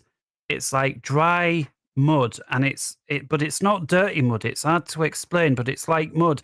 And the best way I can describe it is, you know how flour, cooking that you feel in the bag? That's what it felt like, but it was mud on the floor on the bottom of this cave, but yet didn't make a mess somehow. In the middle of this cave is a stone, big, thick table, and the table is made up of the exact same stuff as the cave wall, the same type of stone, the same texture, everything about it. And in there is my girlfriend, my housemate, and I'm wanting to say my sister as well, although I can't be 100% on it, and 2 or 3 other people that are sort of stood in. They're people, and I can tell that I know them. I don't know how, but I can't see these other 2 or 3 fit. Like they're stood, I wouldn't say in the shade, but that would be the equivalent. I can see that they're there, but I can't see who it is. And we're in this place, and it's kind of, and again, the lighting, is there a candle or whatever? No, it's just somehow lit up. How? I can't explain, but it's lit up. And we're there, and we're all communicating on the same, we're all like on the same page. We're not using voices. As Pete would say, it's telepathic. And sometimes, like, not that I'm telepathic or anything, but in this particular one instance, I was. And the nearest you sort of imagine it on a film and you hear like, or somebody's saying something, it's echoing. It wasn't like that. And the other big thing, whenever I've mentioned it to anybody who's even, that stopped to listen, they would say, oh, I wouldn't like that. Everybody else knowing what you thought, I wouldn't like that. The thing was, this place, right? Let me say something. Bad was not possible. It wasn't that. It wasn't like you couldn't do anything bad. You couldn't even think of anything bad. Like it wasn't. The only way I know how to say it is it wasn't possible. The only thing possible was, I don't know how that is, but it just was. The only thing possible was to be nice or to be good. And we were even though they're like slightly different relations, these were like my best friends ever. That's the only way I can describe it. We were like the best of friends ever, this group. And when we were discussing things, it wasn't like, oh, I think this, and then somebody else thinks, no, why don't you do it that way? And then somebody else says, no, actually, it was like, as we're discussing things, we've somehow already hashed all of that out without having to hash it out. I can't explain how that is, but it's like together we're almost using our minds as one, even though we're separate, to come out with the ultimate solution. And here's the weird thing. We said, and I can't remember what it was exactly, but we need to, this is the exact words. And again, was this a figment of my imagination? I don't know, but this is exactly how it went. We were having to change something before going back in. That was the thing. We need to change something before going back in. And that was the first thing. And again, what was it we were changing? I don't know. I wish I knew, but I don't know. Memory wipe? Well, yeah, but yeah, well, here's the weird thing about the memory wipe, the part 2 to this experience. For whatever reason, and I don't know why, for whatever reason, we all decided or agreed or whatever you want to call it, that I would be, and this is the exact quote, allowed to remember. Allowed to remember. Oh my God. It sounds like pre-birth memories, kind of. And I don't know why that is, but, we're all agreeing on that. But this is the really weird part to the end of being allowed to remember. We were now planning, and I'm not exaggerating when I say this, word for word, what we're going to say when we, quote, go back in. Damn. Because we're all aware that I'm going to remember this whole thing and that I'm going to start blabbing when I get back down there. That's a given because I'm going to remember it. And we're all here planning exactly how we're going to mitigate this, word for word. Wow. Now, I don't know exactly what else, but this entire thing felt it was like 5 or 6 minutes. All of a sudden, bang, I'm back in my body, stood in my living room. First thing I say to my housemate is, how long have I been stood here? Because to me, it's like 5 or 6 minutes. She says, well, you've just gotten up. Damn. You said. Then I say to her, I've just had the weirdest thing happen. And I start telling her what's just happened to me. And do you know what she says? What? Exactly what she just planned to say in this other place. Word for word, she says what. And I said, you just said you were going to say that. And she then starts on the second part of what she planned to say. And I said, surely you remember you just said you were going to say that. And she's now starting thinking, oh, this is a bad case of deja vu. I don't know. She starts freaking out a bit at how I'm behaving. She calls my girlfriend. My girlfriend turns up, and now she starts. And I'm saying, but you just said you were going to call her. She's here. You're now saying word for word what you like. To me, we've all just been in this cave place planning this entire conversation out, and they're now playing out their parts, except they don't have a clue that we just planned it, and I'm the only one that does. And it is freaking me out. They're wanting to take me to the hospital, saying I've got a bad case of deja vu, whatever the hell. Oh my God, they're trying to get you to the hospital, dude. Are you shitting me?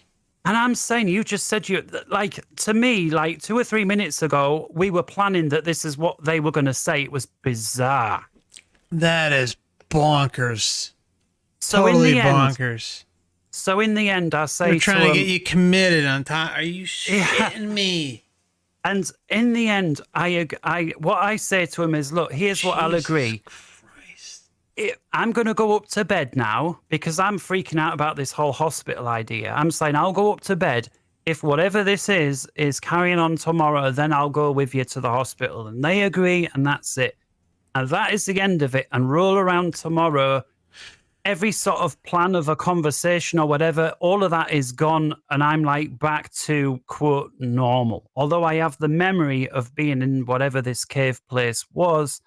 And the weird thing was, they didn't want to, every time I tried to bring it up, they just didn't want to hear it. It was so, and I was like, well, you were there too. You just, for whatever reason, don't remember. And yeah. And so let's get you to the hospital, Rob. Let's get you where you belong. Come on, let's go. Chop, chop. And the thing was, what you're going to say, it's deja vu. I mean, how does a doctor begin treating deja vu anyway? But oh my God. That's what it was. Dude, that's so bonkers. And although that was a few years ago, that was sort of the end of the most craziness. The only thing that came on from that was my experience with the hypnotist, where the way this came about was, obviously there's at the time was a big part of me wanting to know what happened to me during that missing time, because I don't remember and I still don't. By coincidence or not, I don't know, my dad, who was also used to be a teacher before he retired, is helping some girl in the area where he lives with her studies at school. The girl's mother happens to be a hypnotist, and a hypnotist that apparently people travel from all over the country to see. Apparently she's very good at what she did. This part's juicy. And so my dad doing her a favor, so in return, she's now going to see me free of charge kind of thing. Okay. So I turn up to her house. Girlfriend makes it again, because I'm struggling on energy. It's all agreed that there could be a cancellation at last minute, and girlfriend's taking me door to door. I mean, when I say I'm lucky with her, I'm lucky with her. She's incredible girlfriend. If anybody gets a girl half as good as this, you've done really well for yourself. I've got one. Very, very fortunate. Yeah, it's anyway. She takes me there. I go in and I start talking to this hypnotist who, I've never seen before, anything like that. And, she starts asking a few questions, name, next of kin, where do you live, any medication, da da da da da. And then we get past that after a few minutes and, sort of what can I do for you kind of thing. Hmm. And I say this might sound daft, and again, I'm being prepared that this woman is going to laugh me out of where she is and think I'm nuts. And I say, 2 or 3 years ago, whenever it was at this point, I had this missing time, and I says, and I know it happens because my housemate had missing time as well.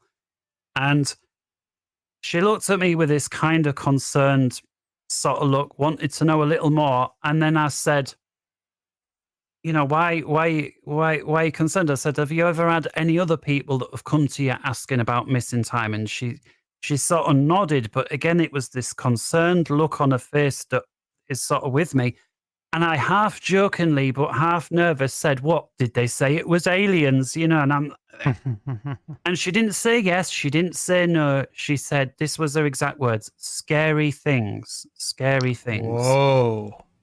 And I heard that, and together with that look on her face, I thought, do you know what? I'm chickening out. I would rather have this missing time than remember something that then freaks me out and then not be able to forget it again. And there and then, that was my decision. I don't want to remember. I don't want to know. I'm here now. Let's do something else with the time. And that's what we did. So do you think, I know I kind of suggested that this could be a possibility. Do you think that there was entity interference to prevent you from getting that information? Just gut feeling. Gut feel. I don't want to say yes or no, but let's just say it's a strong possibility. I mean, remember, there really was something that happened. Whatever it was, whoever it was, there was something because, the door opened. The 2 or 3 confirmations and that profound change with my memory. I had all these memory troubles and suddenly my memory is better than my girlfriend's and I'm remembering, there was something. And the way that this woman, the look on her face, the hypnotist, it was like this, don't go there. And whatever that look was, however that to me stopped me in I wanted to do it and now I really don't. It was as black and white as a switch going off. I didn't want to know. Could it have been an entity somehow influencing that? Absolutely. Mm-hmm. Yeah, like one thing I'll add is someone very close to my family had mentioned this wasn't even hypnosis. This was a freaking a massage. She goes, gets a massage, and all of a sudden she starts having massive flashbacks, not like previous incarnations, but this incarnation. And she starts seeing stuff about her father and her mother. And mind you, her mother died when she was like 6 years old, I believe. And all sorts of crazy stuff just kind of came out of nowhere. And she said it was extremely traumatic. But anyways, I just thought I'd throw it out there. It could come through hypnosis, it could come through Reiki, it could come through massage, come through what's the other one I'm thinking of? Acupuncture. I mean, things like that. I mean, it could come out of nowhere, and sometimes it's helpful and sometimes it's traumatic, but sometimes it really does help the individual. So I guess it could kind of be dependent on where the mind is at the time. Yeah. But it was really a big deal for her. And I've spoken with a few others who have had it through just like a massage or acupuncture. I mean, it's I guess it really depends where the mindset is at the time during the, let's just, for lack of a better word, say procedure, or where the mindset and connection is between the practitioner and the client at the time.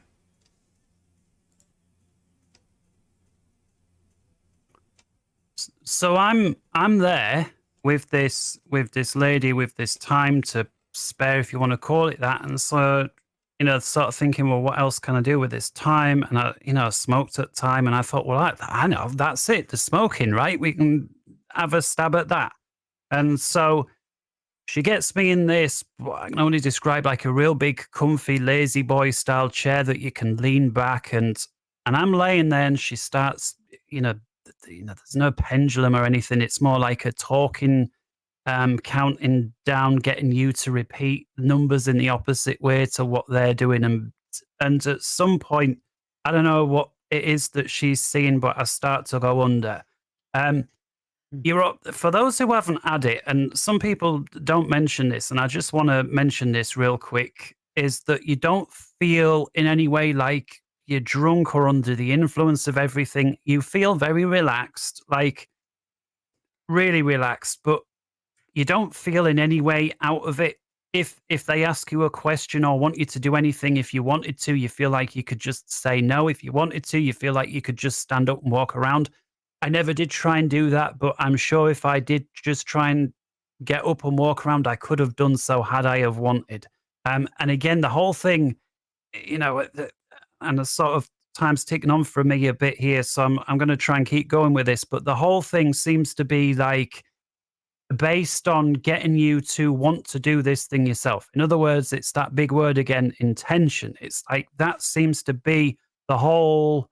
And so when they say, oh, you can learn to do this yourself, I'm sure that you can.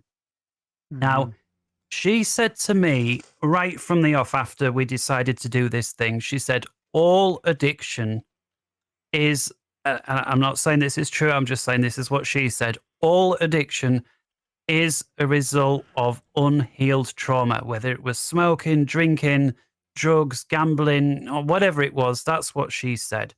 And so she said, what we need to do in order to heal this or deal with this addiction, if you like, the smoking, was to go back and deal with whatever trauma.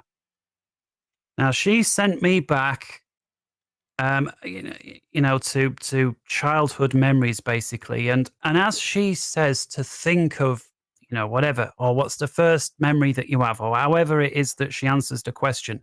It's not like you have to try and think for this memory. It's immediately there. It's the only way I can describe it is like if I ask you to picture somebody who's very close to you, picture their face or what their, what's somebody's name, and the fact that you're able to answer it instantaneously, almost without thinking. That's how these memories were coming to me. Now, each memory that came was worked on, and by work on, I mean I'm laying on this lazy thing, bawling my eyes out, like crying and crying and crying, like absolutely blubbering. I'm aware I'm sat in this woman's front room. I'm half feeling stupid about crying, but at the same time, I just can't seem to control myself. Now, she said, don't worry about this, is exactly what's supposed to happen. Now, she reckons somehow all of this crying is releasing a negative energy from this trauma, from whatever it was, and that basically this process needs to be repeated for the different traumas. Now, whether it was true or not, I had no idea. I was just going with whatever she was saying. Now, one thing I became aware of, by the way, I want to say this, was that I was on this lazy boy chair and it started slowly rocking backwards and forwards. And as I'm laid there with this thing rocking, I'm thinking, this is a really comfortable chair. And dang, is this a quiet motor? Because I'm not hearing anything. And yet I'm being rocked, kind of like being cradled in a mother's arms, but on like a grander scale, because it's, I'm a big adult and I'm on this chair. And we go through a few more experiences. And after I come round and wake up, she says, no, I say to her, oh, by the way, that motor that you've got in that chair is really quiet. I didn't hear a thing. And she said to me, there is no motor. And I was like, no, I was being cradled. There's something in that chair. Perhaps it was I don't know, it was loose, it was moving.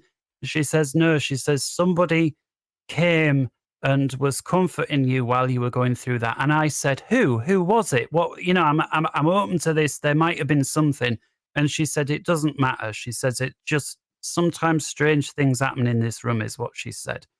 She said, you will need to come back though, because there's more that we need to do. Oh. So fast forward, I don't know, a week or two or whatever it was, another appointment set up. There I am. And this is then, she sends me back. And now I'm still not believing in past lives or anything, even if there is maybe a chance that there's a soul or something like that. Sir. She says to me, I want you to go back. I'm thinking, we're going to do more of this childhood memory stuff. She says to me, I want you to go back to before you were born. I'm thinking, what's this? I can't do this. Like, I'm not even believing in it. How can I go back to? She says, don't worry, I will help you with it. She sort of walks me again. I'm under, and I'm just relaxed on this thing, and everything she's saying, I'm basically trying to imagine in my mind. So she says there's a hotel with different rooms. I'm imagining a hotel with different rooms. She says, the different rooms are basically the different ages or the different years in your life. But she said, at the end of the hallway is like a load of stairs, and going down these stairs, when you reach the bottom, you will be to where you were before you were born. And I get down there, and boom, suddenly I'm aware that I'm kitted out as a soldier. And I don't know how I knew, but I just knew I was in Normandy, 1944. And I'm not British, I'm American as well, which was the other. I'm an American soldier, and it's 1944. And it's like D-Day must have happened a day or two prior. And we're sort of wandering through this field. And for whatever reason, I'm flagging behind. I'm not quite keeping up with the rest of the guys. And suddenly, out of nowhere, this tank from behind a bush or a hedge or whatever, it revs up and it runs forward, sort of catches us out by surprise. And it literally runs over my legs. And I remember lying in that field, bleeding out, my legs are all squashed. That's it. And I was, although I didn't feel the pain physically under hypnosis, I felt it mentally. And I'm there bleeding out on this floor, and I'm aware I'm not going to see home again. That's it. I'm not going to see whoever my family was in America. And I just remember crying, and I was crying and crying and crying as though it was happening to me now in every which way, apart from the physical pain. It was, again, half an hour ago, I didn't even believe there was such thing as previous lives, and yet here I am crying my eyes out over one. It was really odd. Next thing she says to me is, and now I want you to go to back to before the very first time you came to Earth. And I can't remember, whether she took me back to the stairs now or what she said, but I'm aware that my body starts shaking and spinning and hurling, and the only way I can come close to describing it is like one of these big theme park rides that makes you spin round and round in circles, and you feel that G-force, but then also goes up and down as well. And that's what my body felt like it was doing. It was being, and the weird thing was, even though consciously I knew I'm just laid on this thing in this woman's front room, I could feel the G-force. It wasn't just I felt going side to side. I could feel the G-forces, like I was proper being hurled.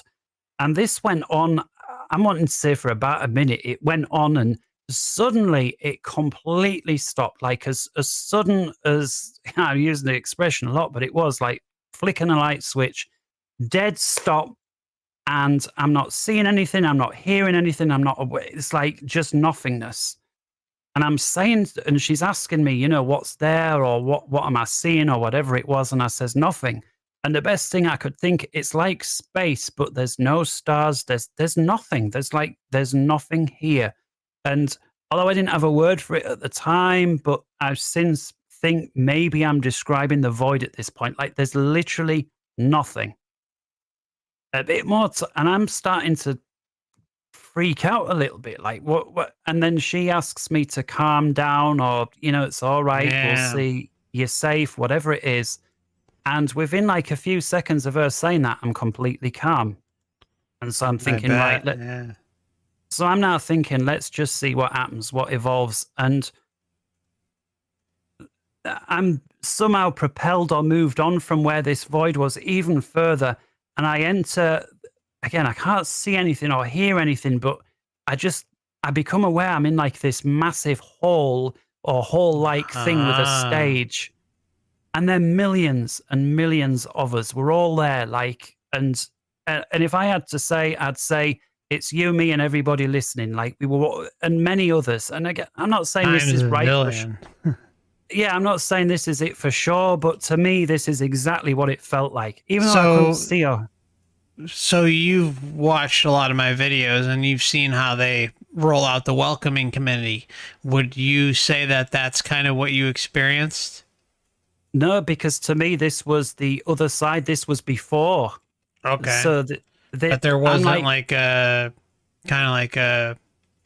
All right, yeah. Just tell us what you tell. Yeah, you tell us what you think. so I'm in this big, again, what best I can describe is like as a big hall with a stage or whatever you want to call it, and I'm aware that there's like a being, whether you want to call it a leader or a representative, I don't know, and they're up on this stage.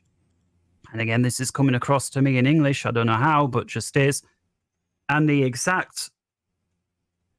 way it came across was the people in Earth are in trouble. They're having their love stolen. That's exactly like they're having their love stolen. That's how it came across, and that they needed help, and that wherever this place or whoever this place was needed volunteers basically to help. That's exactly how it came across. And I'm aware that there's this sort of narrative in the truth community about people thinking volunteers. And to me, this is where it comes from. Whatever this kind of experience is, I think that's what people are sort of alluding to. And without any delay, every single one of us, and I'm talking millions, did the equivalent of raise their arm and say, count me in. Like, again, they didn't raise an arm. I didn't see anything, but that was the sense, that was the feeling. Everybody immediately understood the gravity of the situation. And again, the best way I can describe it is like there's a baby asleep in a house, and then suddenly that house catches fire. You're aware that there's an urgency to this. You need to go in there and get that. Like, that's kind of the gravity of the situation when we were told the love is being stolen. And you know, whether it's true or an implanted memory or whatever, but I remember it like that. And I remember everybody volunteering. And since then, you know, I mean, of course, to me, I remember this. So to me, it happened. And I just assumed that all of the people who I encounter who were well-meaning, certainly within our community and anything like that, I like to think they were one of the others in that group of the millions. And, you know, and I know some people are going to think this is a deception or whatever. And, you know, I'm open to the idea it could be. I'm just saying, as I remember it, that's how it was. And that, I guess, is what led, whether it was a trap or real, who knows? But that's what, at least how I remember it, led me coming to Earth. So you kind of, yeah, you kind of leave the door open to whatever the case may be. Quietus asks, I'm sorry, go ahead. Yeah, because I thought I had all this figured out, but then when I started, you know, watching your stuff, and I realized these people are describing, although I didn't have an NDE, that it most closely matches to what I happened, and the profoundness of the shift in the person as well. And so until I watch your stuff, I'm thinking, well, I'm like some sort of a starseed or something, you know? Sure, yeah. Well, that's the narrative before kind of this step, right? I mean, that's very common, yeah.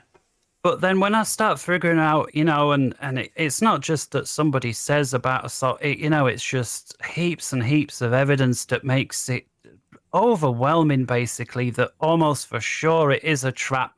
But I'm thinking that don't quite jive with my thing. Although the fact that we needed to help these people, you could have almost suggested that they were in a trap and they needed help from outside to get out. Although, again, I didn't hear it was a quote trap. It was just the love was being stolen.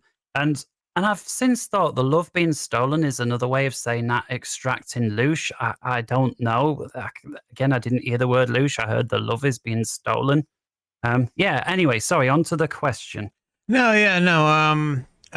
Question that Quietus just asked. He asked, or she says, why does everyone claim to have an exciting past life, quote unquote? Like, no one has a mediocre past life where they were just normal, boring person. Yeah. He was a soldier in Normandy. Really? So, Anything you want to add on that?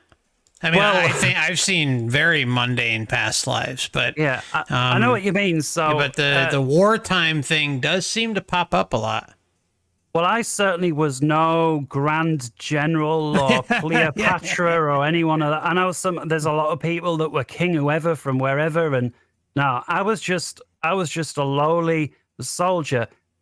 Regarding the whole World War II thing, here is something that I want to point out, and that is, have you noticed that even still today there is a fascination with World War II? There are so many World War II games. There's so many films about World War II. There's documentaries. I mean, I bet you couldn't count on 10 hands how many people have made YouTube videos today where they're exploring some element of World War II.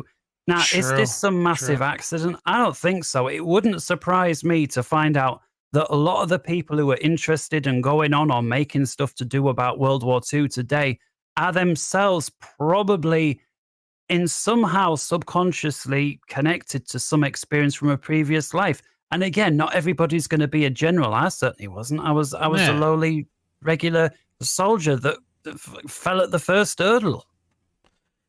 Yeah, I think it's I mean it's interesting. I mean, I also kind of like I look at it a few different ways. Like you kind of you're kind of centrally located somewhat in that area. In a lot of the individuals who do talk about past lives, there's no glorification. There really isn't. There isn't, like you said, like the general and this and that. Like you just don't see that. I mean, sometimes of course you do, or like the Cleopatra thing. I mean, that's something that comes up all the time. Oh, like, oh, everyone who has a past life is Cleopatra, or the King of England, or I mean, like, but those are. Those are like the mainstream narratives. Those aren't. Yeah. If you start digging in these cases, that's just not the case. It really isn't. Yeah. I mean, it could be disinfo in the same way, sometimes the astrology where they say, oh, everybody in March is going to feel like this and everybody in April's going to have this happen. And, to me, that's like a disinformation thing that's put out there to prevent you. There's that from old looking saying further.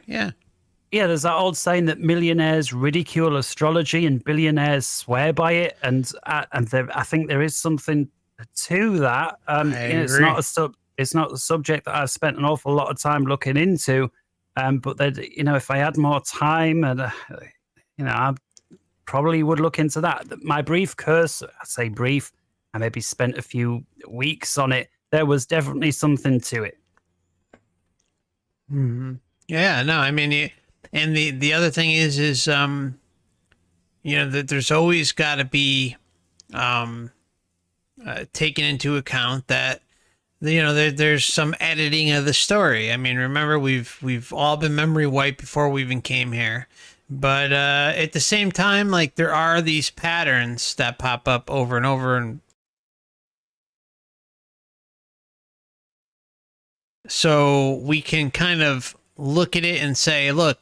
There's these patterns, there's these data points, and, the best thing we can do is kind of come up with a general consensus about what's going on. But in reality, there's still always going to be that memory wipe lingering in the background. So I don't blame anyone for questioning things, but, Robert, you're by no means kind of saying, hey, like you said, the generals storming the beaches and stuff like that. But and a lot of the cases don't say that. There aren't these glorified personalities where they've got every ribbon in the book and stuff like that. They're just mostly everyday soldiers. Some of them, you hear about plane crashes and all sorts of stuff, or the boat sinking, or whatever the case may be. But, I think everyone's got to make of it what they will. And I think, like, digging into past lives, you'll see that the bulk of what you look at there isn't this glorification of what an individual's gone through. I mean, that's at least what I've seen. And I would say that the people who do claim to have been king whatever, and then in another life they were general whoever, I would say be very weary about a story like that. I mean, Absolutely. Absolutely. 99% of us are just quote the ordinary guy or gal, and Yeah. really any sort of past life thing should reflect that. I agree. 100%. That's really well said. Couldn't agree more, my friend. Yeah. So, anything else you wanted to kind of add to that? Well, sorry, just that I'm getting a little tired. It's just Sure. coming up to half Sure. one here, so perhaps a couple more questions, and then anybody wants to ask anything, and I'm happy to Yeah, answer I while I'm think here. we don't have many questions. We got a few. So flat Earth is truth over on Odyssey asks, what does Rob think about the karma system? Karma. It's a sort of kind of a cop-out-ish kind of an answer. It's something that I don't want to believe in, that I don't like to believe in, that is, I think it could potentially be something that, again, if this is a soul trap, and again, I certainly lean that way, almost for sure the beings that would run such a thing are going to have all the cards there laid out on the table, ready for when you show up with everything bad that you've done, and mix it in with the review, and you made somebody feel like this, and then you did this, whether you knew it or you didn't, and whether they show good things as well. To me, and FC said it many times, and at this point, my opinion most of the time is going to line up, and that is, it's a system you can't please. If Yep. it's a trap, you can't please. They're not going to let you go. And every so often, I hear like a weird song and it sort of speaks to me. And there's one from Eminem, going back years, and I can't. It's and he says souls are escaping. It's like this, the souls are escaping, and I'm sure some of us have seen the videos of him under some sort of control, directly, and it's like, why would he be singing about souls that are managing to escape? And I'm sure that's not him singing about, that is the system singing, Mm-hmm. or at least putting into lyric. There's a lot of truth in songs or movies sometimes. And I'll tell you another really freaky song, and sometimes it brings tears to my eyes when I hear it. Way back, just before all of that weird stuff began with me here with The Missing Time, there was a song by a band called Mika, Mika, and the song title was called something to the equivalent of Say Goodbye to the World You Thought You Lived In. And that used to be in the lyrics of the song, say goodbye to the world you thought you lived in. And it would repeat that in the chorus. And at the time, it Damn. was just a catchy tune. But since then, it was like, I really was saying goodbye to the world that I thought I lived in. And so when I hear that song, it does bring a tear to my eye, in the sense that the world, we're depressed or not, it was a more carefree, it was at least a more, on the face of it, supposedly fairer, juster world, where we were the quote goodies doing right in the world, like all of that was said goodbye to. And instead it's like, well, if anything, we're the bad guys, and then we're in a trap, and everybody's deceived, and everything's, you look at any subject that's big, that, in our community, and find me the one that's a good one. And 99% of them are bad. The only good one that there is how powerful we really are, and that they need the other 99% of them to dumb us down, to try and not just make us forget, but ensure that we don't remember. And again, I mean, I know FC hasn't shown it. Maybe he'll share it at some other point. But when all of this weird stuff began with me, I used to affect, before they changed all the street lamps to LED style, I used to be able to make, not all of them, but every so often I'd go near one and it would flicker on and off just by me walking near it. Of course, nobody believed me. So one day I filmed it as it was happening. And so as I go near it, it turns off. When I back away, it goes on again. I go near it again, it turns off. Just, I guess, a little bit of proof that I bring to the story.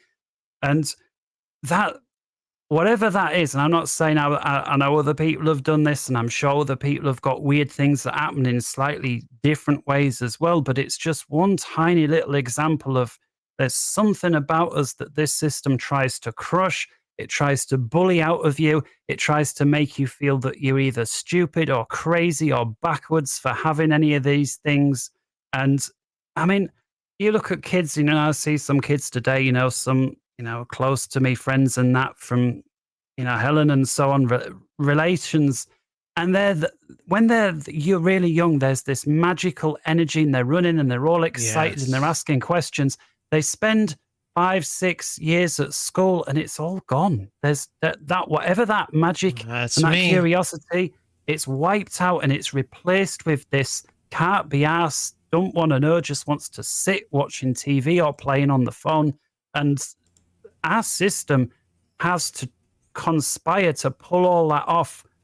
Why? If we're just nothing and we go back to nothing, why would the system be trying so hard in every which way to make us like that if there's nothing about us? And I hate to say it, but it leans that way. It's because somehow we produce a negative energy and the system either feeds on it or requires it or it's, I don't know, the bottled up and sold off on the, who knows? It just, there's something about it, and I hate saying it, and I don't like to give it thought, but everything kind of seems, at least for me, to point that way. And big time. If it's a skull, why wipe the memory every time? It defeats the object. It's No, it's obvious. so true, man. So true. I'm going to play your video. Now, the one thing I know, at least anyone would ask is, are these streetlights motion activated? But I know you mentioned that like this was happening regularly to you. Yeah, these street lamps are, they come on at night and they go off when it's daytime. There's like a sensor on the top when it gets dark. They come on when it's light. They go off. I don't know if they're still like that today, these LED ones, or if they're on a timer or controlled centrally. But back then there was a little light sensor on the very top of them that made them go on and off when it was day or night. And again, we're talking about the sodium ones or whatever they were that were sort of yellow when they came on. And they ripped all of those out. And part of me thinking, like, why would you? It wasn't just they replaced the bulb; they ripped the entire street lamp out. They did that across the entire UK at whatever cost. And I remember thinking, like, if you just wanted to go LED bulb for whatever reason, you could do that. But there's something about the LED bulb because at least over here, you can't buy the other bulbs anymore. They're illegal to buy. You can only buy LED. And it got me thinking, like, if what was happening with me was actually happening with loads of people that were coming along, maybe they just, we best change those bulbs so people don't start asking too many questions. I don't know. I'm just... And here in the U.S., like, it just happened. I think it was December 31st. Like, if you want the standard regular electric bulbs or whatever, they're illegal. Or I don't know if they're illegal, but they don't make them anymore, right? I mean, so we're kind of dealing with the same things, and I stocked up on like crazy with them before the end of the year, and have them sitting in my garage. But I mean, LED lights, I've you don't want to freak anyone out, but if you have access to be able to buy regular old school bulbs that are not LED, it's definitely worth considering purchasing. So I mean, it's interesting because you're right in front of what would be like, you would think, I'm looking at the video here, I'm playing it on the channel, I don't know if you see it, but I think if you, can I just give a bit of context to this please video? do. Yeah. All right, so to begin with, I never knew when I was going to affect a street lamp ahead of time. It would happen randomly. I'd say 1 or 2 times every time I did a walk. It was never the same one, so it wasn't like I could be ready to film it. I was aware as I come up to this street lamp, as at the start of the video, you'll notice the street lamp's off and I film up at the sky where there's like a little bit of red. That's just because when they've turned off after being on, there's a little afterglow. And then I start narrating in the video again. It's recorded a few years ago, so I'll maybe sound slightly different, and I'm outside at night. But Yeah, I'm just playing it muted so you can give us your commentary. And so it comes back on, and as I'm stood there now, basically saying, now there it's gone off again. So I'm stood there, I'm filming up. You see there that the light's gone off. There's just that little bit of red afterglow. And I now start walking away from the street lamp because I know the further I get away, not only is the street lamp going to come back on, but it's going to stay on. It's no longer going to flicker off. And so here I am backing away from the street lamp. And again, this never happened to me before. There it is. It's back on. This only started happening to me after my, quote, missing time. And it only happened to the non-LED street lamps, which don't exist anymore. Just like the bulbs, you know, here in the house, everything is LED and that's it. Yeah. Yep. Yeah, it's crazy. It makes you wonder why they keep pushing it.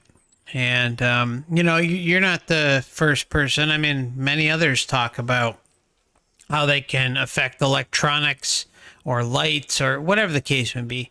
The closer they get to them, sometimes they'll burn out laptops or tablets or cell phones or watches or excuse me, I didn't mean to burp in your face, or light bulbs, whatever the case may be. That's a common thing that occurs. So it's not like out of the norm to hear something like this.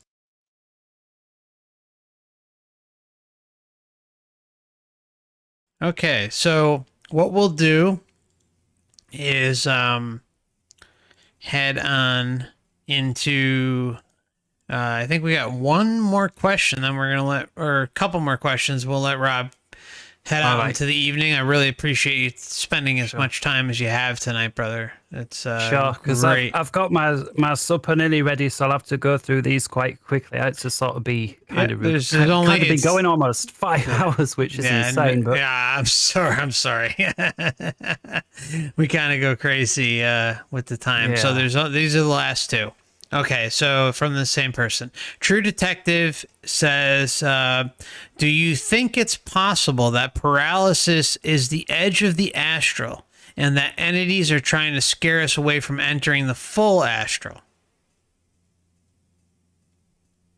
I'm going to repeat that. Do you think it's possible that paralysis is the edge of the astral and that the entities are trying to scare us away from entering the full astral? Yeah, I certainly yes to the second half of that question. I think there are roadblocks or guards at every sort of area that would try and help evolve us, if we want to call that, or help us remember what we were. And so anything that can put you off, now it may be a fear thing, or it may be well, often it's going to be fear, but it can be like a physical sensation of fear. But it could also be something like, oh, you'll lose your job if you talk about this or do that, or you'll be ridiculed if you talk. So I think they definitely use fear to try and put us off looking into things, but the way that that is done manifests differently. Is you know, paralysis part of that? You know, that in the way that I experienced sleep paralysis, if you want to call it that, or whatever. The other thing was, yeah, it's certainly possible. And I know sometimes I'm not giving a definitive answer. I'm just saying, yeah, it's possible. And I realize that's a bit of a cop-out. But if I don't know, I don't just want to say yes or no when I don't. You know, I know a lot of people on YouTube come across as an expert and they seem to know everything about everything. If I know something, I'm happy to say so. But if I don't, you know, and I don't know, I'm just going to say it's possible. And I can understand why the system would certainly operate such a scheme. Yeah. No, there's nothing wrong with that at all. I mean, one of the things I say on this channel all the time is like, hey, do your own research. You know, the more we research this reality, the more we don't know. I mean, the more questions appear constantly. So, yeah, you know, yeah. I don't pretend to have all the answers. I feel confident in it being a trap, but you know, can I sit here and say definitively, you know, I have all the answers? No, and nobody can. And anyone who does claim such, should Red be flag. looked at, yeah, with a big red flag. Yeah. All right. So the last and final question, which is from True Detective, says, Rob, do you still interact with the guardian angel? No. Now, I had those 2 dreams that I spoke about. That was the first dream was the first time I ever saw, quote, her. The second dream was, quote, last time I ever saw her. Yeah. So how long ago was that? It was, must be 10 years ago, give or take a year or so. It was a long time ago. Okay. Well, I think that about wraps it up. And is there any final thoughts that you'd like to kind of convey to the audience, to the listeners, before we close things out for the evening? Sure, yeah, and that is just no matter what you think about me or my story, whether you've enjoyed it or you just thought this is rubbish or anything in between, it doesn't matter to me really. It's my story. What you think is up to you. But what I really want everybody to do, no matter what, is just keep looking into everything possible. Not just even just one channel or one subject, but look into everything, because even the things that you might not necessarily agree with, even if it's just once in a while you listen to somebody that you think is a disinfo or bad information, because sometimes you can listen to somebody that, let's say, puts out bad information, and you can reverse that around and say, this is what the system wants me to think. So you can use, quote, baddies sometimes to your advantage in that way. And just keep digging into every subject. And although, I'm not really that much, as you know, into any religion, or really, there is one quote, and it goes kind of like, the truth shall set you free. And I think if there's anything that we can take away from tonight, it is that the truth will set us free. Yes, I love you kind of closing on that. And the more we know, the more we don't know.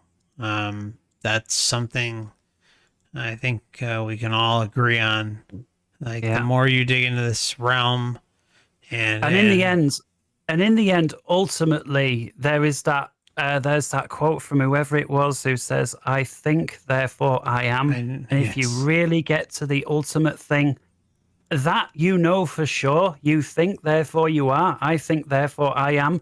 And everything else, you have to start and take a little bit of a leap of faith. And the more you think gradually the more faith you've got to put into it. Because again, is the world real? Is it a simulation? Is it a dream? It's like, you may think but ultimately at some point you're taking a bit of a leap of faith somewhere, but for sure that you exist because you can think that. Absolutely, man. I mean, I really, really like how you kind of ended our discussion on that. I really do. And I just want to thank you, Rob, for spending as much time as you have today. Sure. I know it's late for you, and I'm sorry that we kind of went this long. I understand the time difference and all, and thank you. You're the one that's done years and years of hard work in this, and it was your channel that I stumbled into. Well, I did, but my work was for me. I wasn't sharing it with the rest of the world. So, you get a gold star. But in all seriousness, you really do, because I think, if you make a video and you think, imagine if just one person moves them along a bit, and just think of the hundreds, if not thousands, that you've helped move along, and myself included. Again, I wouldn't have come to even the NDE thing were it not for your stuff, let alone that all of that might be a trap. So it's, thank you for that. And I'm sure that is going to be echoed by many more in the audience who have found you helpful in that way too. And I'm going to have to say goodbye to everyone. It's been an honor and a privilege to be here. And I hope somebody somewhere found what I said useful and or enjoyable. And again, it's for educational purposes only. I'll say that as well. Right. Thank you, Rob. I really appreciate it, brother. You have a good night, sleep, and and appreciate you coming on tonight. And just thank you. And Cheers. I'm You so too. happy that you shared your experiences with us, and sleep well. Thank you. Good Thank night, you, brother. everyone. Cheers. All right. So that was Rob coming on tonight. And I'd like to just thank him again for being so upfront. And yeah, so thank you, Rob. And to thank everybody else out there who have stuck in through this whole conversation. I know there was a lot, but there's also a lot to gain. So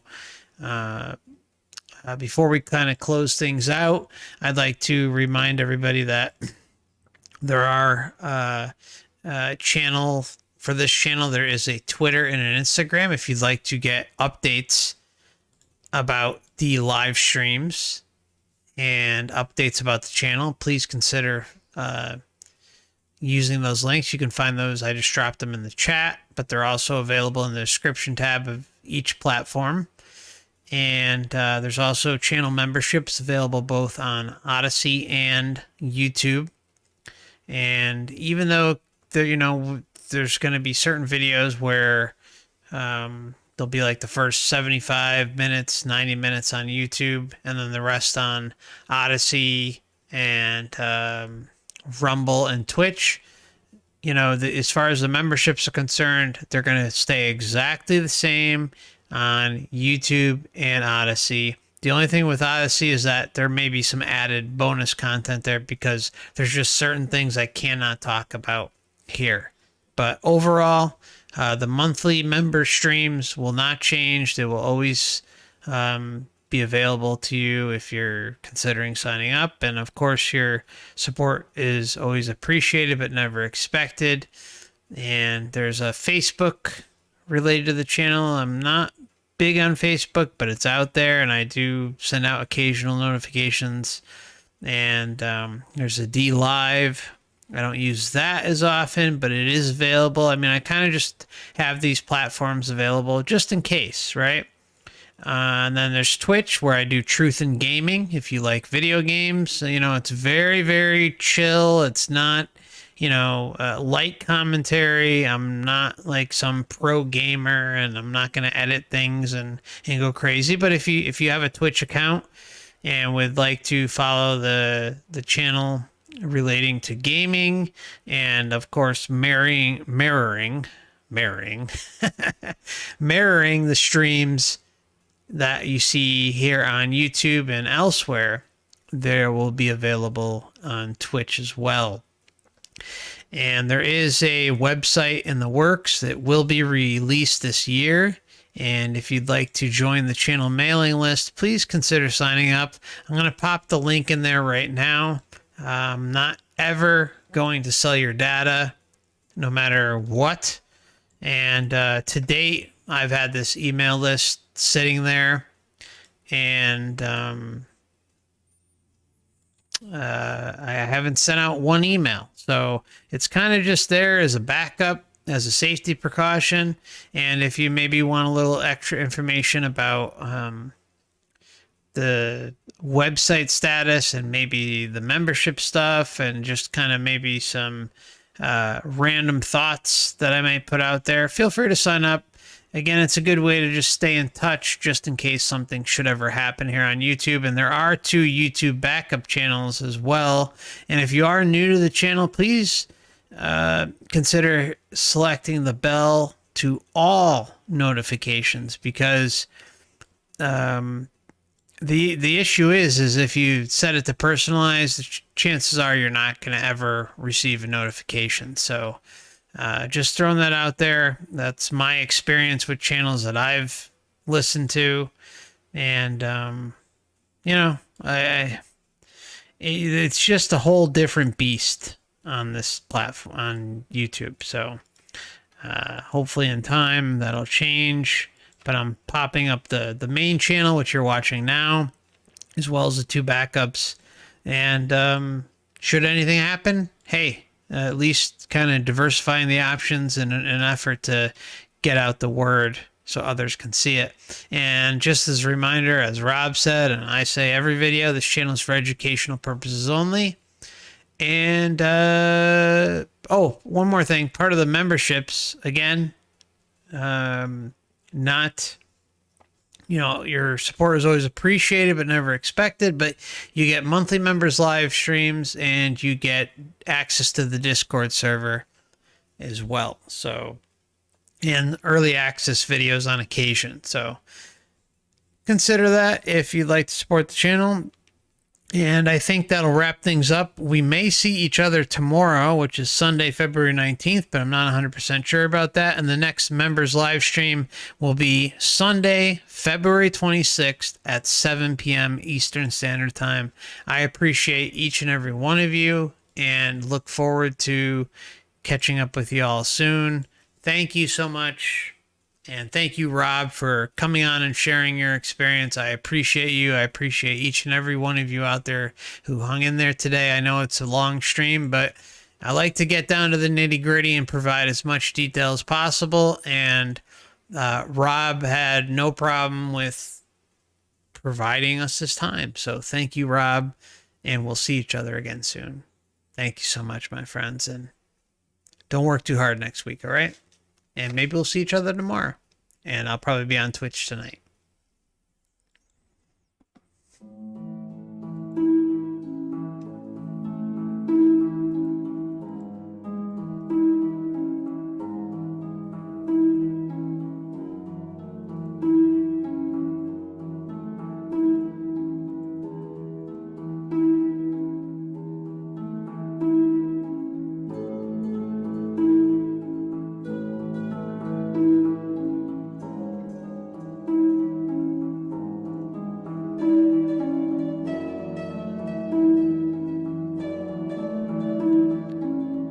Thank you, everybody. I appreciate you. We'll see each other soon.